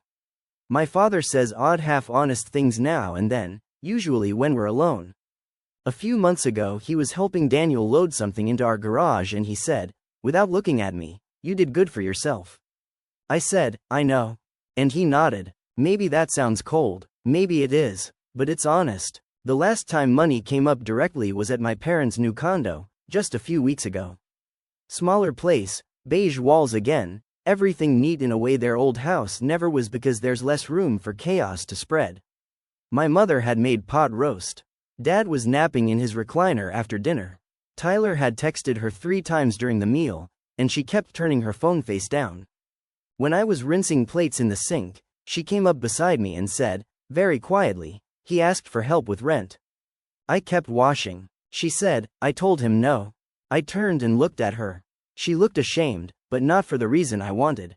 More like ashamed that life had finally forced her into a position she judged me for holding. Still, I said, "How did he take it?" She gave a humorless laugh. "Poorly." I handed her a clean plate to dry. "Yeah." After a minute she said, "You were right about one thing." "Only one?" That made her smile despite herself. Small, tired smile. That saying no can be the loving thing. I thought about all the years I'd wanted an apology and all the strange misshapen substitutes life had offered instead. Then I turned back to the sink and said, "Sometimes it's just the necessary thing." She didn't answer that. And that's where things are. My parents gave my college fund to my brother because he was louder, messier, more urgent, and because I looked like the kind of kid who could survive disappointment without setting the house on fire. They were right about that part, at least. I did survive it. I built a life anyway. I paid my own way. I learned how to make a budget, how to hold a boundary, how to stop confusing guilt with love. Years later, when they asked me for financial help, what they were really asking for was for me to return to the old role. The steady one, the reasonable one, the one whose future could be cannibalized because she would understand. I said no. And for the first time in my life, no one died, no one starved, the sky didn't crack open, and the world kept moving. It just moved without me underneath it. Story 4. I found out my sister had stolen my wedding venue from an Instagram story. I wish I was exaggerating, but I'm not. I was in the Marriott at the Cincinnati airport, half asleep, eating one of those sad little yogurts from the lobby market because my flight home to Atlanta had been delayed again. I opened Instagram just to numb my brain for a minute, and there was my younger sister Paige standing in front of the ivy-covered iron gates of Briarwood Conservatory with a champagne flute in her hand. Briarwood was my venue. Not a place I'd looked at. Not the same chain with another location. My actual wedding venue. The one Ben and I had booked 8 months earlier for October 12th. The one I'd put a deposit on, signed a contract for, toured twice, and already built most of my wedding around. Paige's caption was, "When you finally get the venue you were meant to have." I just stared at my phone for a solid 10 seconds. I remember the carpet in that hotel room was this ugly blue geometric pattern, and I was sitting on the edge of the bed with one shoe off, one shoe on, frozen like my brain had shorted out. At first I honestly thought maybe she was there for some other event. An engagement photo shoot, a vendor fair, anything normal. Then I clicked the next story. She'd posted a photo of the sunroom at Briarwood with the text, "Can't wait to walk down this aisle." That's when I called her. She sent me straight to voicemail. I called my mom, also voicemail. Then I called Briarwood, because even in that moment I guess some part of me still thought there had to be an explanation. Maybe they double booked. Maybe Paige was touring and being weird. Maybe I was about to hear somebody laugh and say, "Oh no, don't worry, your date is secure." Instead, the event manager, a woman named Megan who had been my main contact since January, answered in that careful customer service voice that tells you bad news is coming before the words do. "Lauren," she said, "I was actually going to call you tomorrow." My stomach just dropped. I said, "Why is my sister at my venue?" There was this pause, and then she said, "I thought you were aware of the transfer." I still remember how cold my hands got. "The what?" "The transfer of your booking," she said. "We received notice from your authorized secondary contact last week that your plans had changed and that the October 12th reservation was being transferred within the family to Paige Keller." My authorized secondary contact was my mother. I had put my mom, Diane, down months before because she lived 20 minutes from Briarwood and Ben and I lived almost an hour and a half away in Roswell. It had seemed harmless at the time. Helpful, even, she'd insisted. If they need a local contact for deliveries or emergencies, put me down, she'd said. I'm your mother. That's what I'm here for. What she meant, apparently, was that she was there to help herself to my wedding. I said, very slowly, I did not transfer anything. Megan went quiet. Then she said, your mother told us you and Ben were postponing because of his work schedule and that Paige wanted your fall date. She signed the transfer authorization that was sent from the email on file. The email on file was my mom's. I had made the mistake of listing her as the second email because she liked to be involved and I was trying to keep the peace. I felt like I was going to throw up. I said, I need you to explain to me exactly how my sister is drinking champagne at my venue for my wedding date. Megan lowered her voice a little. Lauren, I'm so sorry. We believed we were acting on an internal family decision. Your mother said she had spoken with you. My mother lied. Another pause. Then Megan said, I'm very sorry. Sorry didn't even begin to cover it. The drive home from the airport felt endless. I landed just after midnight, and Ben had offered to pick me up, but I told him I needed to drive myself because I already knew if I saw his face I was going to lose it. I called him from the parking deck instead. He answered on the second ring, sleepy. Hey, you land? I said, my sister stole our wedding venue. He was awake instantly. What? I started crying right there in the stairwell next to a vending machine that only sold Coke products and stale peanuts. Not graceful crying either. Angry, breathless, shaking crying. The kind where every sentence comes out like it's tripping over the next one. Ben just listened while I told him. Now, to understand how we got there, you need to understand my sister. Paige is 27, I'm 31. Our whole lives, she was the one everyone rearranged themselves around. She wasn't evil in some cartoon villain way. She was just the kind of person who never developed the ability to hear the word no without treating it like a personal injury. When we were kids, if I got a solo in the church Christmas program, Paige would suddenly be too anxious to sit with the other kids unless she got to stand next to me on stage. If it was my birthday dinner, Paige would pick a fight in the car because she didn't like the restaurant, and somehow we'd end up at the place she wanted. When I graduated college from Georgia State, my parents invited a bunch of family to brunch afterward, and Paige showed up 40 minutes late and announced she was moving in with her boyfriend Trevor. She and Trevor broke up 2 months later, but for that brunch, you would have thought she'd just been elected president.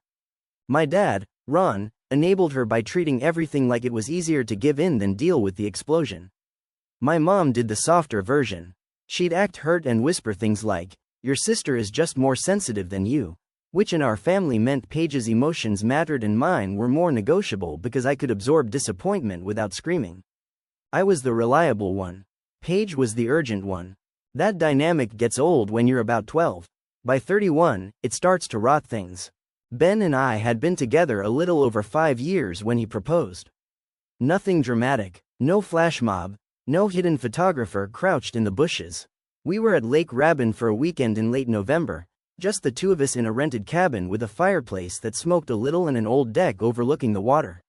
We'd gone out that morning for coffee and came back with pastries from this little bakery in Clayton, and he proposed while I was still holding a paper bag with almond croissants in it. It was perfect because it was very us. Quiet, warm, no audience. We started venue shopping after the holidays, and if you've planned a wedding recently, you already know it's basically a second job where everybody smiles while quoting numbers that make you want to lie down on the floor. We saw barns with mason jars everywhere, industrial lofts with no parking, country clubs that smelled faintly like chlorine and old money, and one garden estate that turned out to be a normal house with folding chairs behind it. Then we found Briarwood. It was an old conservatory and carriage house property just outside Athens, all white brick, ironwork, climbing roses, and this giant glass reception space that looked like something out of a movie if the movie had a realistic budget and not a billionaire one.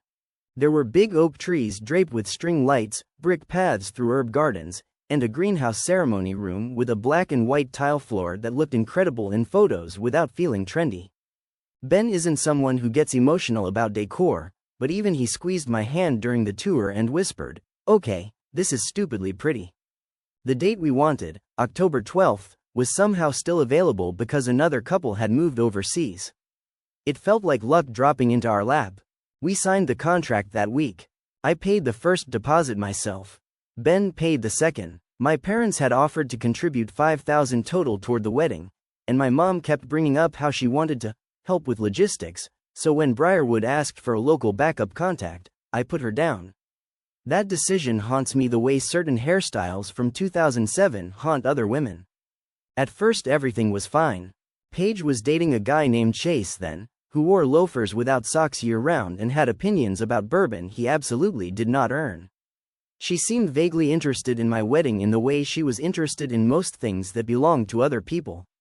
She wanted pictures. She wanted to know the floral plan. She asked if I was doing a live band and then told me she would never do a band because DJs were more fun. Then she and Chase broke up in March. By May, she had a new boyfriend named Tyler. Tyler was 30, worked in commercial roofing sales, drove a black F-150 he referred to as the truck, with the same reverence some people use for family members, and said, "Let's go," after almost every sentence. He was nice enough to me, but they got engaged after 7 months, and even my mother, who thought Paige hung the moon, admitted it was fast. The moment Paige got engaged, she turned into a woman speed-running wedding content. Her apartment became a graveyard of fabric swatches and candle samples. She made a shared Pinterest board titled Paige plus Tyler Wedding Vision, and invited half the female population of North Georgia. She started using phrases like editorial romance and elevated whimsy, even though 6 months earlier she couldn't have pointed to whimsy in a lineup. And then she became obsessed with Briarwood. She'd seen my photos from the tasting, heard my descriptions, and gone with Mom to just look one afternoon while I was stuck at work. Which, in hindsight, should have set off alarms, but I was still trying to believe I lived in a normal family. A week after that tour, she called me while I was in Target buying laundry detergent. "I think I found my venue," she said. "That's great," I said, balancing a giant orange bottle on my hip. "Which one?" Silence. Then she said, "Briarwood." I laughed because I thought she was kidding. "You mean something like Briarwood?" "No, Briarwood." I stopped my cart. "Paige, my wedding is at Briarwood." "Yeah, I know." "Okay, then what are we talking about?" She made this little exasperated sound. "You don't own the property, Lauren." "No, but I literally booked it. For one date," she said. "There are other dates." That was technically true, but anybody who has a family knows it was insane. Same immediate family, same social circle, same venue within months of each other? That's not normal unless everyone involved agrees to it, and I absolutely did not. I said, "You can't seriously want the exact same venue." "Why not? It fits my vibe too." I hate that sentence to this day. "My vibe," I said, "because it's weird. And because there are 100 other venues." She got cold immediately. "Wow, sorry I liked a place." "That's not what I said." "It kind of is. You always do this." "Do what?" "Act like because you got there first, everybody else has to work around you." I actually looked around Target because I thought maybe there was hidden camera crew filming me for some kind of social experiment. "Paige," I said, "you're talking about my wedding venue." She said, "Whatever, I'm just looking." When I hung up, I already knew it wasn't over. Sure enough, within days my mom started in with her usual diplomatic sabotage. She just loved it so much, Mom said over coffee one Saturday morning, stirring sweet and low into her cup like she was preparing a court case. I think she pictured herself there the minute she saw it. I said, "That sounds like a her problem." Mom sighed. "Must you be so blunt?" "Yes. She isn't asking for your exact date. She shouldn't be asking for my exact venue." Mom gave me that expression she'd had since I was a teenager, the one that said I was making life difficult by refusing to be more manageable. I just don't see why this has to become territorial. I stared at her. "Territorial? It's my booked wedding venue." She shook her head. "The wedding industry is massive. It's not like you invented that place." That's my mother in a sentence. She could reduce any hurt down to something technical if it saved her from confronting the person who caused it. I told Ben about all of it that night while he was marinating chicken for dinner. He listened, put the bag in the fridge, and said, "She's not taking it." I leaned against the counter and laughed in that brittle way I do when I'm already exhausted. "I mean, obviously she can't take it." He looked at me for a second and said, "Babe, you know your family's version of obviously and regular people's version of obviously are not the same thing." He turned out to be very, very right. The next couple of months were all little weird things. Paige asking what time our ceremony was going to start, just out of curiosity. My mom wanting a copy of my vendor list, in case anybody needs recommendations. Paige texting me a screenshot of Briarwood's Instagram and saying, "Their hydrangea wall looks way better in your photos than theirs." One time at my parents' house in June, I walked into the kitchen and heard Paige telling my Aunt Sheila, "Honestly, I think Lauren's wedding would fit better at a hotel ballroom because she's more practical." More practical, I said, funny, because I'm keeping the venue I booked. She gave me this sugary smile and said, "Nobody's trying to steal your life, Lauren." Then she patted my arm like I was being dramatic. So when I called them from the airport after the Instagram story and neither answered, I wasn't shocked. I was just done being shocked. I got home a little after 2 a.m. Ben was waiting up in the living room with the lights off except for the lamp by the couch. I walked in, dropped my overnight bag, and just started crying again. He held me, let me say the whole thing twice, and then asked the practical question. "What do you want to do?" At 2 a.m., what I wanted to do was burn my entire family to the ground emotionally. But in the daylight, things looked a little different. By 8 the next morning, my mom was suddenly available. She called me like nothing had happened. "Hi, honey," I said, "why did you transfer my wedding venue to Paige?" No warm-up, no room. She exhaled like I was being unreasonable already. "I was going to call you today." "That's not an answer. We didn't transfer your wedding," she said. "You still get married. We just helped Paige secure Briarwood because you and Ben have more flexibility."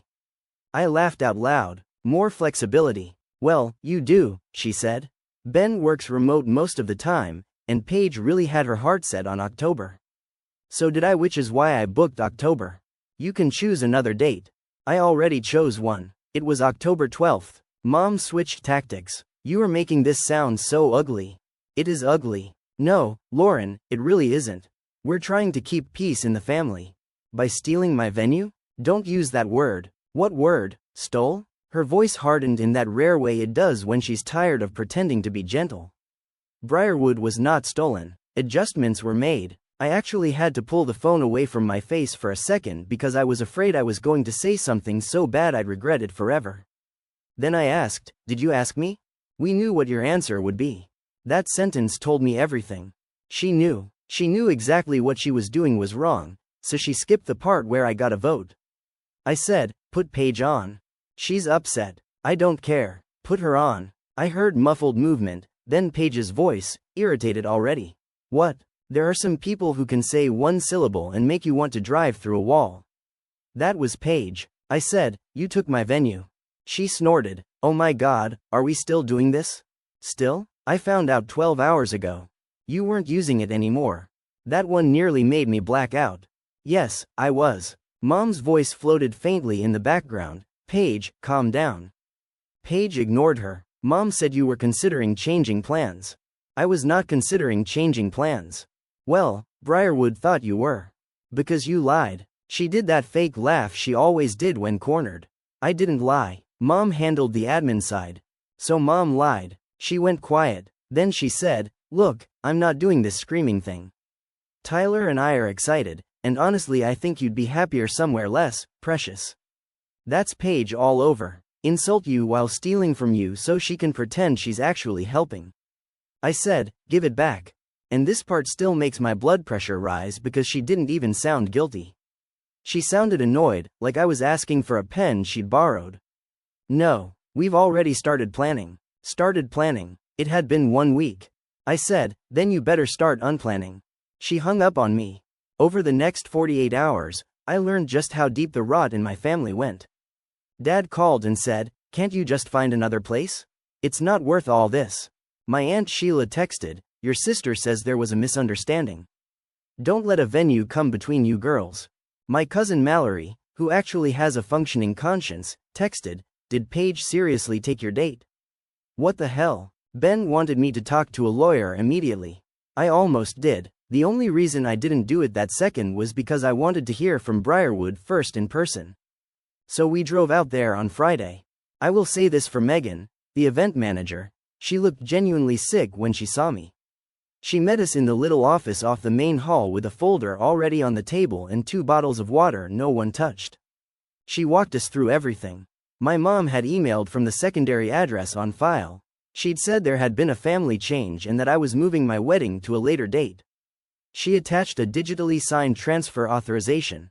Because my parents had contributed part of the original payment and because my mother was an approved secondary contact, the admin staff processed it.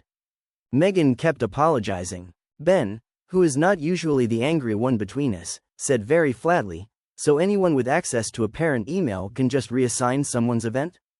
Megan winced. "No, normally we'd confirm with the primary party. In this case, because it was described as an internal family transfer and the payment card on file matched the family name, it moved faster than it should have. That is probably the most polished way anyone has ever said we screwed up." I said, "Can you reverse it?" Megan hesitated. "There's no clean way to do that without all parties agreeing," she said. "Your sister has already signed new intake forms and selected planning options. If we remove her now, it becomes a legal dispute." "Good," Ben said, "let it." But then Megan asked if she could speak to me privately for a minute. Ben stepped out into the hall, and Megan shut the office door. Her whole tone changed. "I can't tell you what to do with your family," she said, "but before you decide whether to fight for Briarwood, I think you should know a few things." Apparently, after a series of heavy spring storms, the county had flagged drainage and foundation issues around part of the glass conservatory. Briarwood was appealing and doing repairs, but they had just been informed that any fall weddings using the outdoor lawn or south garden might be relocated to the carriage room depending on the final inspection. Guest count could also be temporarily reduced because part of the grounds near the rear patio would be fenced off for stabilization work. I just stared at her. She slid a paper toward me. It was a draft addendum they hadn't officially sent out yet.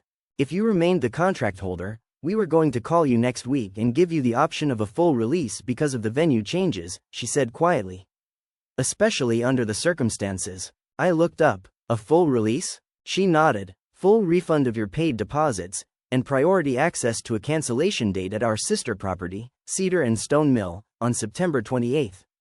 It opened yesterday." Now, if Briarwood was beautiful, Cedar and Stone was unreal. I'd looked at it online early on but written it off because it was almost always booked. It was an old stone mill on the Chattahoochee with this incredible courtyard and reception hall with massive arched windows. It felt warmer than Briarwood. Less delicate, more like us, honestly. I said, "And Paige?" Megan's mouth did something that wasn't quite a smile. "Paige is not on your original contract," she said. "She assumed the transferred reservation. If she wants Briarwood, she keeps Briarwood as it exists now, subject to any operational changes. That is between her and the venue." I understood immediately. Paige thought she had stolen a dream. What she had actually stolen was a moving target with a pending construction issue and a lot of terms she had never bothered to read.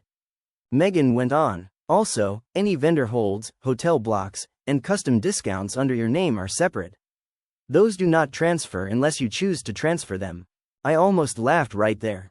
Because that was the other part Paige had clearly not thought through. I had spent months locking down pieces of this thing. My college friend Natalie is a florist in Decatur and had given me a generous partial discount as her gift. Ben's cousin Drew runs an event lighting company and was handling our bistro lights at cost. My maid of honor, Serena, had negotiated a boutique hotel block for us in downtown Athens through a client. None of that belonged to Briarwood. It belonged to me. Megan didn't tell me to take revenge. She didn't have to. She just handed me the facts and a pen. Ben and I drove home mostly in silence. Not angry silence, thinking silence. About halfway home, he looked over and said, "If you want to fight for Briarwood, we'll fight." I stared out the window at a billboard for boiled peanuts and fireworks and said, "I don't think I do." He nodded slowly. "Because of the repairs?" "Partly, but mostly because I don't want to spend the next year chained to a venue my family turned toxic." He was quiet for a minute. Then he said, "Are you thinking what I'm thinking?" I smiled for the first time in 2 days. That Paige can have exactly what she stole. Yep, so that's what I did. I signed the release. Briarwood refunded my deposits. Megan sent me over to Cedar and Stone's team, who held September 28th for 24 hours. Ben and I toured it the next morning, and by the time we stood under the old sycamore by the river behind the mill, we both knew. It was better. Not better in a smug cosmic justice way. Just genuinely better for us. More intimate, less glass princess, more candlelight and stone and river air. I cried when we booked it, but from relief this time. Then I called my mother. I said, good news. Paige can keep Briarwood. She sounded startled. What? I'm letting it go. She can have the venue. There was this pause, and then I could hear the triumph sneaking into her voice before she tried to cover it up. Well, she said, I'm glad you've come to your senses. I ignored that. The booking, as transferred, stays exactly as it is, I said. I'm not involved. I'm not giving Paige my planning documents, vendor contacts, hotel blocks, or design notes. She wanted the venue, so she has the venue. End of story. Mom got prickly immediately. Don't be petty. I'm not being petty. I'm drawing a line. Your sister is overwhelmed. The least you could do is help her. I laughed. I really did. She can hire a planner. Then I hung up before she could launch into one of her martyr speeches. Paige called me later that afternoon, all brightness. So I heard you're not making this a thing anymore. Not making this a thing. Like she hadn't lit the thing on fire and thrown it through my window. I said, you wanted Briarwood. Congratulations. She was silent for a second, suspicious. That's it? That's it. She relaxed immediately. Good. Because honestly, Lauren, this drama was getting embarrassing. I almost admired her commitment to delusion. Then she said, can you send me the florist info and the hotel block? Since they were all ready for Briarwood guests? No. Silence. What do you mean, no? I mean no. Those are my vendors and my room block. But you're not even using Briarwood. Correct. I'm using my wedding. Her voice sharpened. You can't seriously be this selfish. Watch me. She went from sweet to venomous so fast it gave me whiplash. You are unbelievable. You're literally trying to sabotage me because you didn't get your way. I said, you took something that didn't belong to you and now you're upset I'm not helping decorate it. Then I ended the call. For about 2 weeks, everything was weirdly calm. I think my family assumed I'd folded. That I'd do what I always did when Paige detonated something. Absorb the blast, smooth things over, and quietly adapt. And to be fair, I did adapt. I just didn't adapt in the way they expected. Ben and I kept Cedar and Stone mostly private until contracts were signed and the save the dates were designed. We told our wedding party and a few close friends. Everyone else found out when the cards went out. They were simple cream cards with watercolor illustrations of the mill and the river, and at the bottom in dark green script it said, save the date for September 28th. 3 days later, my phone exploded. Mom. Why did I just get a save the date for a completely different wedding venue? Dad. Call your mother. Paige. Are you kidding me? What followed was one of the most ridiculous family phone calls of my life. Mom started with, you booked another wedding for the same season without discussing it with anyone? I said, discussing it with who? With family, she snapped. With your sister. I laughed so hard I had to pull the phone away from my ear. Paige was already crying in the background. She did this on purpose. I said, did what on purpose? Continue getting married after you stole my first venue? You're trying to split attention, Paige said. Split attention. There it was. The real fear. Because in Paige's mind, the point of taking Briarwood hadn't just been the venue. It had been keeping the spotlight fixed where she wanted it. I said, my wedding was always this year. Yes, but now it's first, she hissed. I actually went quiet because that was so revealing.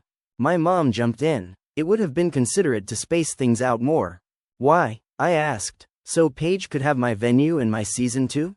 No one answered. Then Dad, in that weary tone he used when he wanted conflict to stop by magic, said, let's all take a breath. I said, no, actually. I've taken enough breaths. I booked a new venue because my original one was taken from me. If that's inconvenient, I really don't know what to tell you. Paige said, you're unbelievable. I said, and yet still getting married. After that, the mask really slipped. Word started getting back to me from cousins, family friends, even one of my mom's church friends who should absolutely have been minding her own business. Apparently the story circulating was that I'd chosen to change plans, and then got vindictive when Paige fell in love with the old venue. That's the problem with people like my mother and sister. They can't just do a bad thing. They have to narrate it into something noble.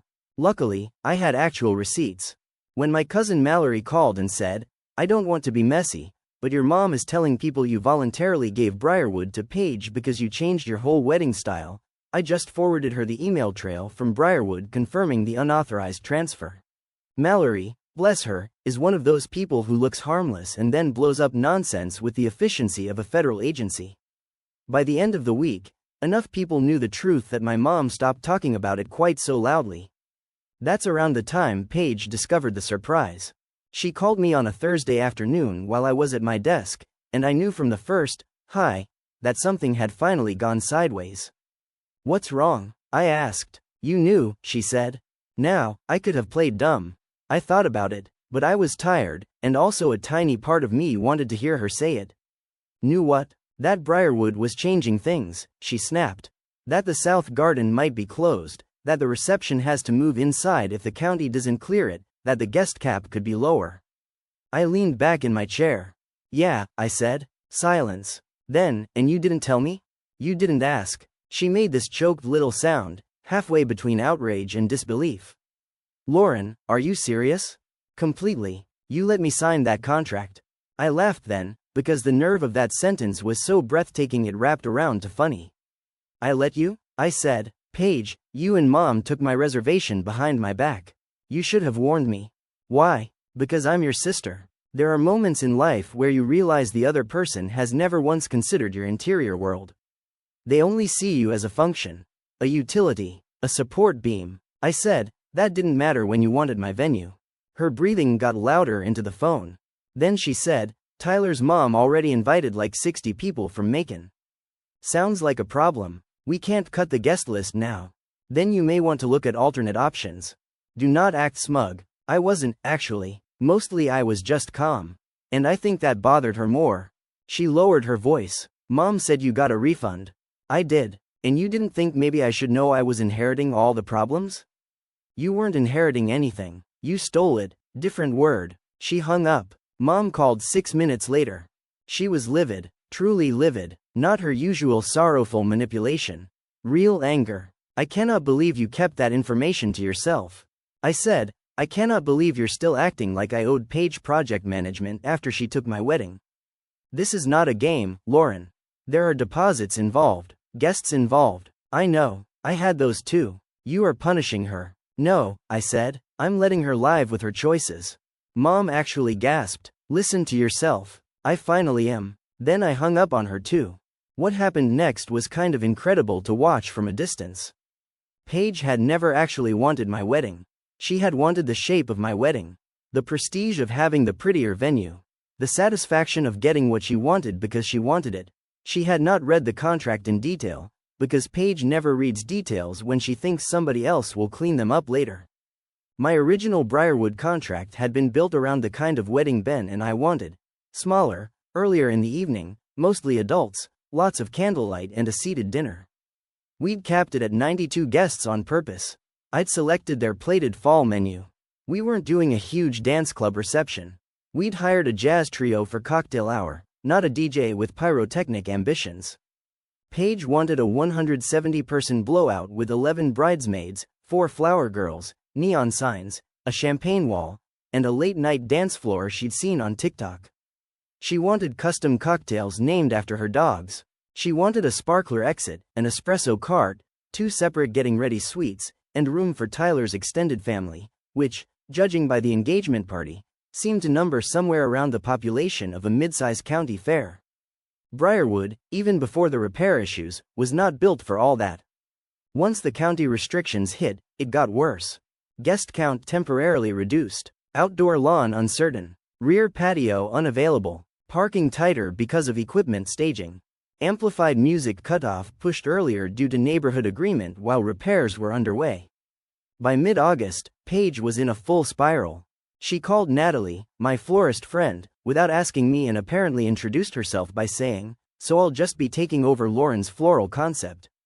Natalie called me afterward laughing so hard she could barely talk. Your sister said, taking over, like she was acquiring a company, she said.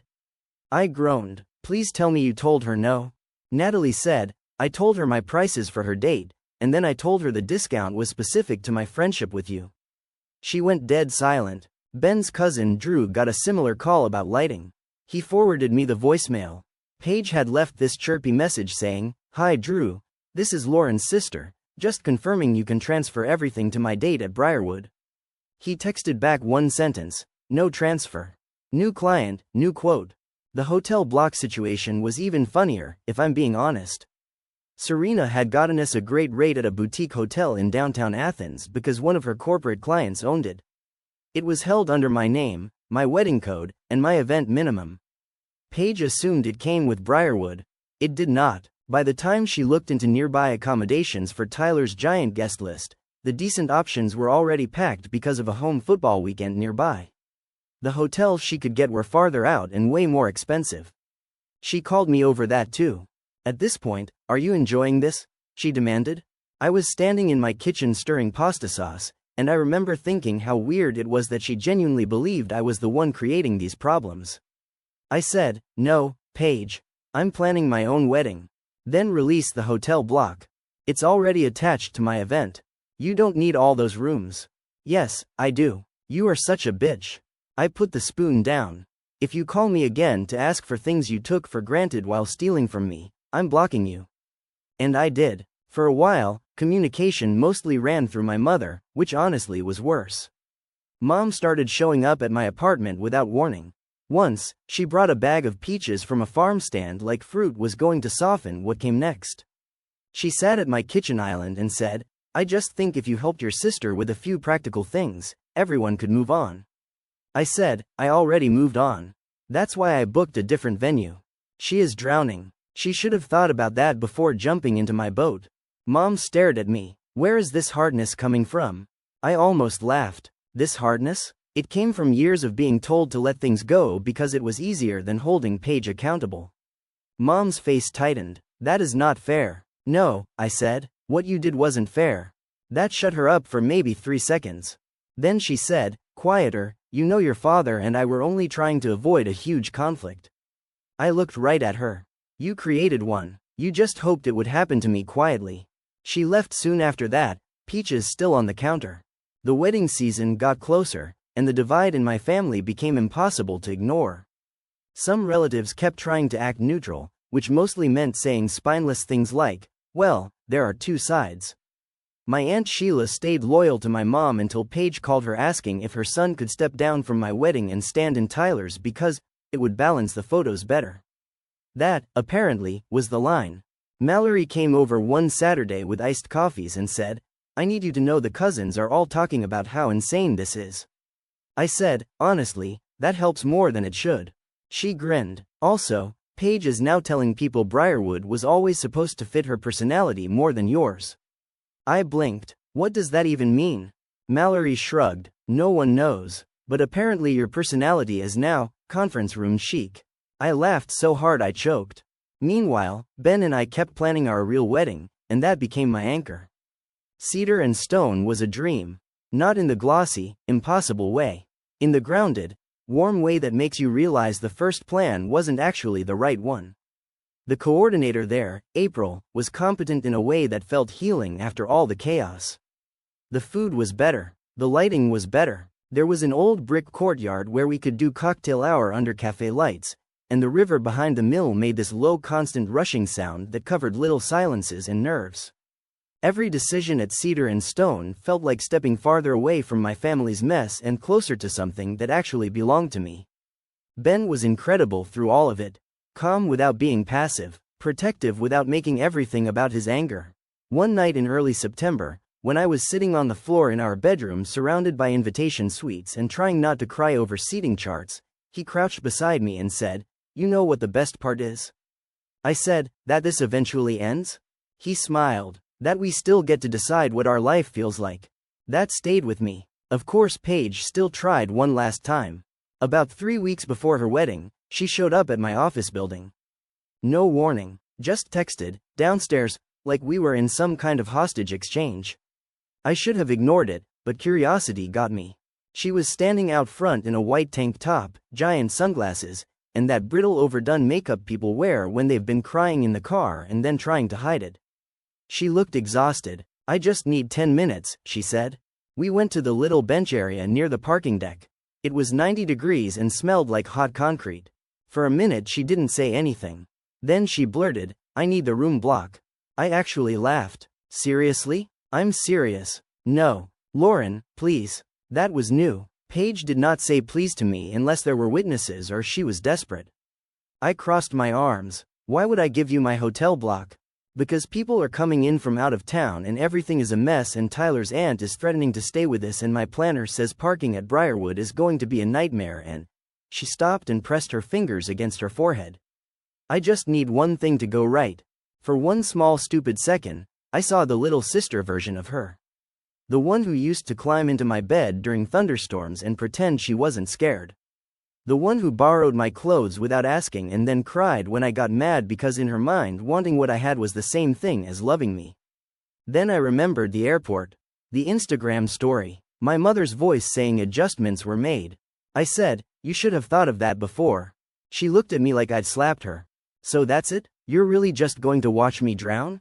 No, I said, I'm going to go back upstairs and finish planning the wedding I had to rebuild because of you. She stood up fast. You act like I ruined your life. You didn't ruin my life, I said. You just finally ran out of ways to do awful things and have me clean up after you. She went red. You've always thought you were better than me. No, I just stopped agreeing that your wants matter more than everyone else's. Then I stood up too. She said one more thing as I was walking away. I never thought you'd choose a venue over your sister. I turned around and said, that's because you still think this was about a venue. Her wedding was on October 12th. Mine was 2 weeks earlier, on September 28th. That detail mattered more to Paige than anything else. She'd wanted the season, the venue, the family attention, the whole emotional stage. Instead, Ben and I got married first at a place that was somehow worse than Briarwood ever would have been, and Paige had to attend or look even worse. To this day, I'm still a little shocked she came. But she did. She wore pale blue and a fixed smile and spent most of the evening pretending to be thrilled for me in a way that felt physically painful to watch. Tyler looked bored until cocktail hour and then discovered the bourbon station and got much happier. My parents were tense but on their best behavior because, for once, the room wasn't theirs to control. And our wedding was beautiful. Not perfect in the magazine sense. Perfect in the human sense. The weather held. The river glowed silver at sunset. Ben cried during our vows, which made me cry, which made half the first 2 rows cry. Serena gave a toast that was funny and mean in just the right ratio when she said, Lauren has always been the person who can build something beautiful out of other people's mess, and then she looked straight at me and added, but I'm glad this one was yours from the ground up. A few people definitely caught the subtext. At one point during dinner, I glanced over and saw Paige staring around the room with this unreadable expression. Not jealousy exactly, more like confusion, like she still couldn't understand how taking something from me hadn't left me with less. That might have been the real surprise. Not the contract problems, not the repairs, not the hotel block or the vendor quotes. The real surprise was that I didn't beg for my old life back. I built a new one and let her choke on the version she stole. Her wedding, from all accounts, was a disaster in the way weddings usually are when the bride spends more energy winning than planning. It rained the night before and again the morning of, which took the outdoor lawn fully off the table. Part of the south garden was fenced off because of the repair work. The guest list had to be cut, which caused a whole side scandal in Tyler's family. The indoor carriage room felt cramped with the final headcount they forced into it. Parking backed up because the shuttle company they hired at the last minute was disorganized. Their DJ had to stop earlier than expected because of the venue restrictions, and apparently Paige cried in the bathroom when they told her the sparkler exit was cancelled for safety reasons. I know all of this not because I attended, I did not, but because my cousin Mallory texted me play-by-play from the parking lot like she was reporting live from a natural disaster. Half the guests are confused about where to go. Your mom is on her 3rd panic walk. Tyler's uncle just called the appetizer spread fancy rabbit food. The room looks pretty but packed. Paige is furious about the dance floor. At 9:47 p.m. she sent me, I know this is terrible of me but your wedding was way nicer. I probably should have felt guilty reading that. I didn't. The only part that truly got to me came a few days later when my dad called. He's not a big talker. Never has been. He's one of those men who thinks silence counts as neutrality even when it's really just cowardice in a polo shirt. He said, you and Ben made a beautiful choice. I knew he meant the venue, but also maybe more than the venue. I said, thanks. He was quiet for a second. Then he said, your mother got carried away trying to make everybody happy. I almost laughed at the phrasing. Everybody happy, as if there had ever been an everybody in that equation. I said, that's one way to describe it. He sighed. Paige had a hard time at Briarwood. I heard. Another pause. Then, carefully, I think maybe she didn't understand what she was taking on. That was the closest anyone in my family ever came to admitting the full truth. I said, she understood enough. He didn't argue. Mom and I didn't really speak for a while after that. Not a dramatic no-contact blow-up. Just distance. She'd call, I'd let it ring. She'd text something neutral about the weather or ask how work was, and I'd answer 3 hours later with one sentence. Paige and I have never recovered, if I'm being honest. She still acts like the main offense in this whole story was me not saving her from the consequences after she took what she wanted. In her version, I was vindictive and cold and set her up by not warning her about the venue problems. But that's always been Paige's worldview.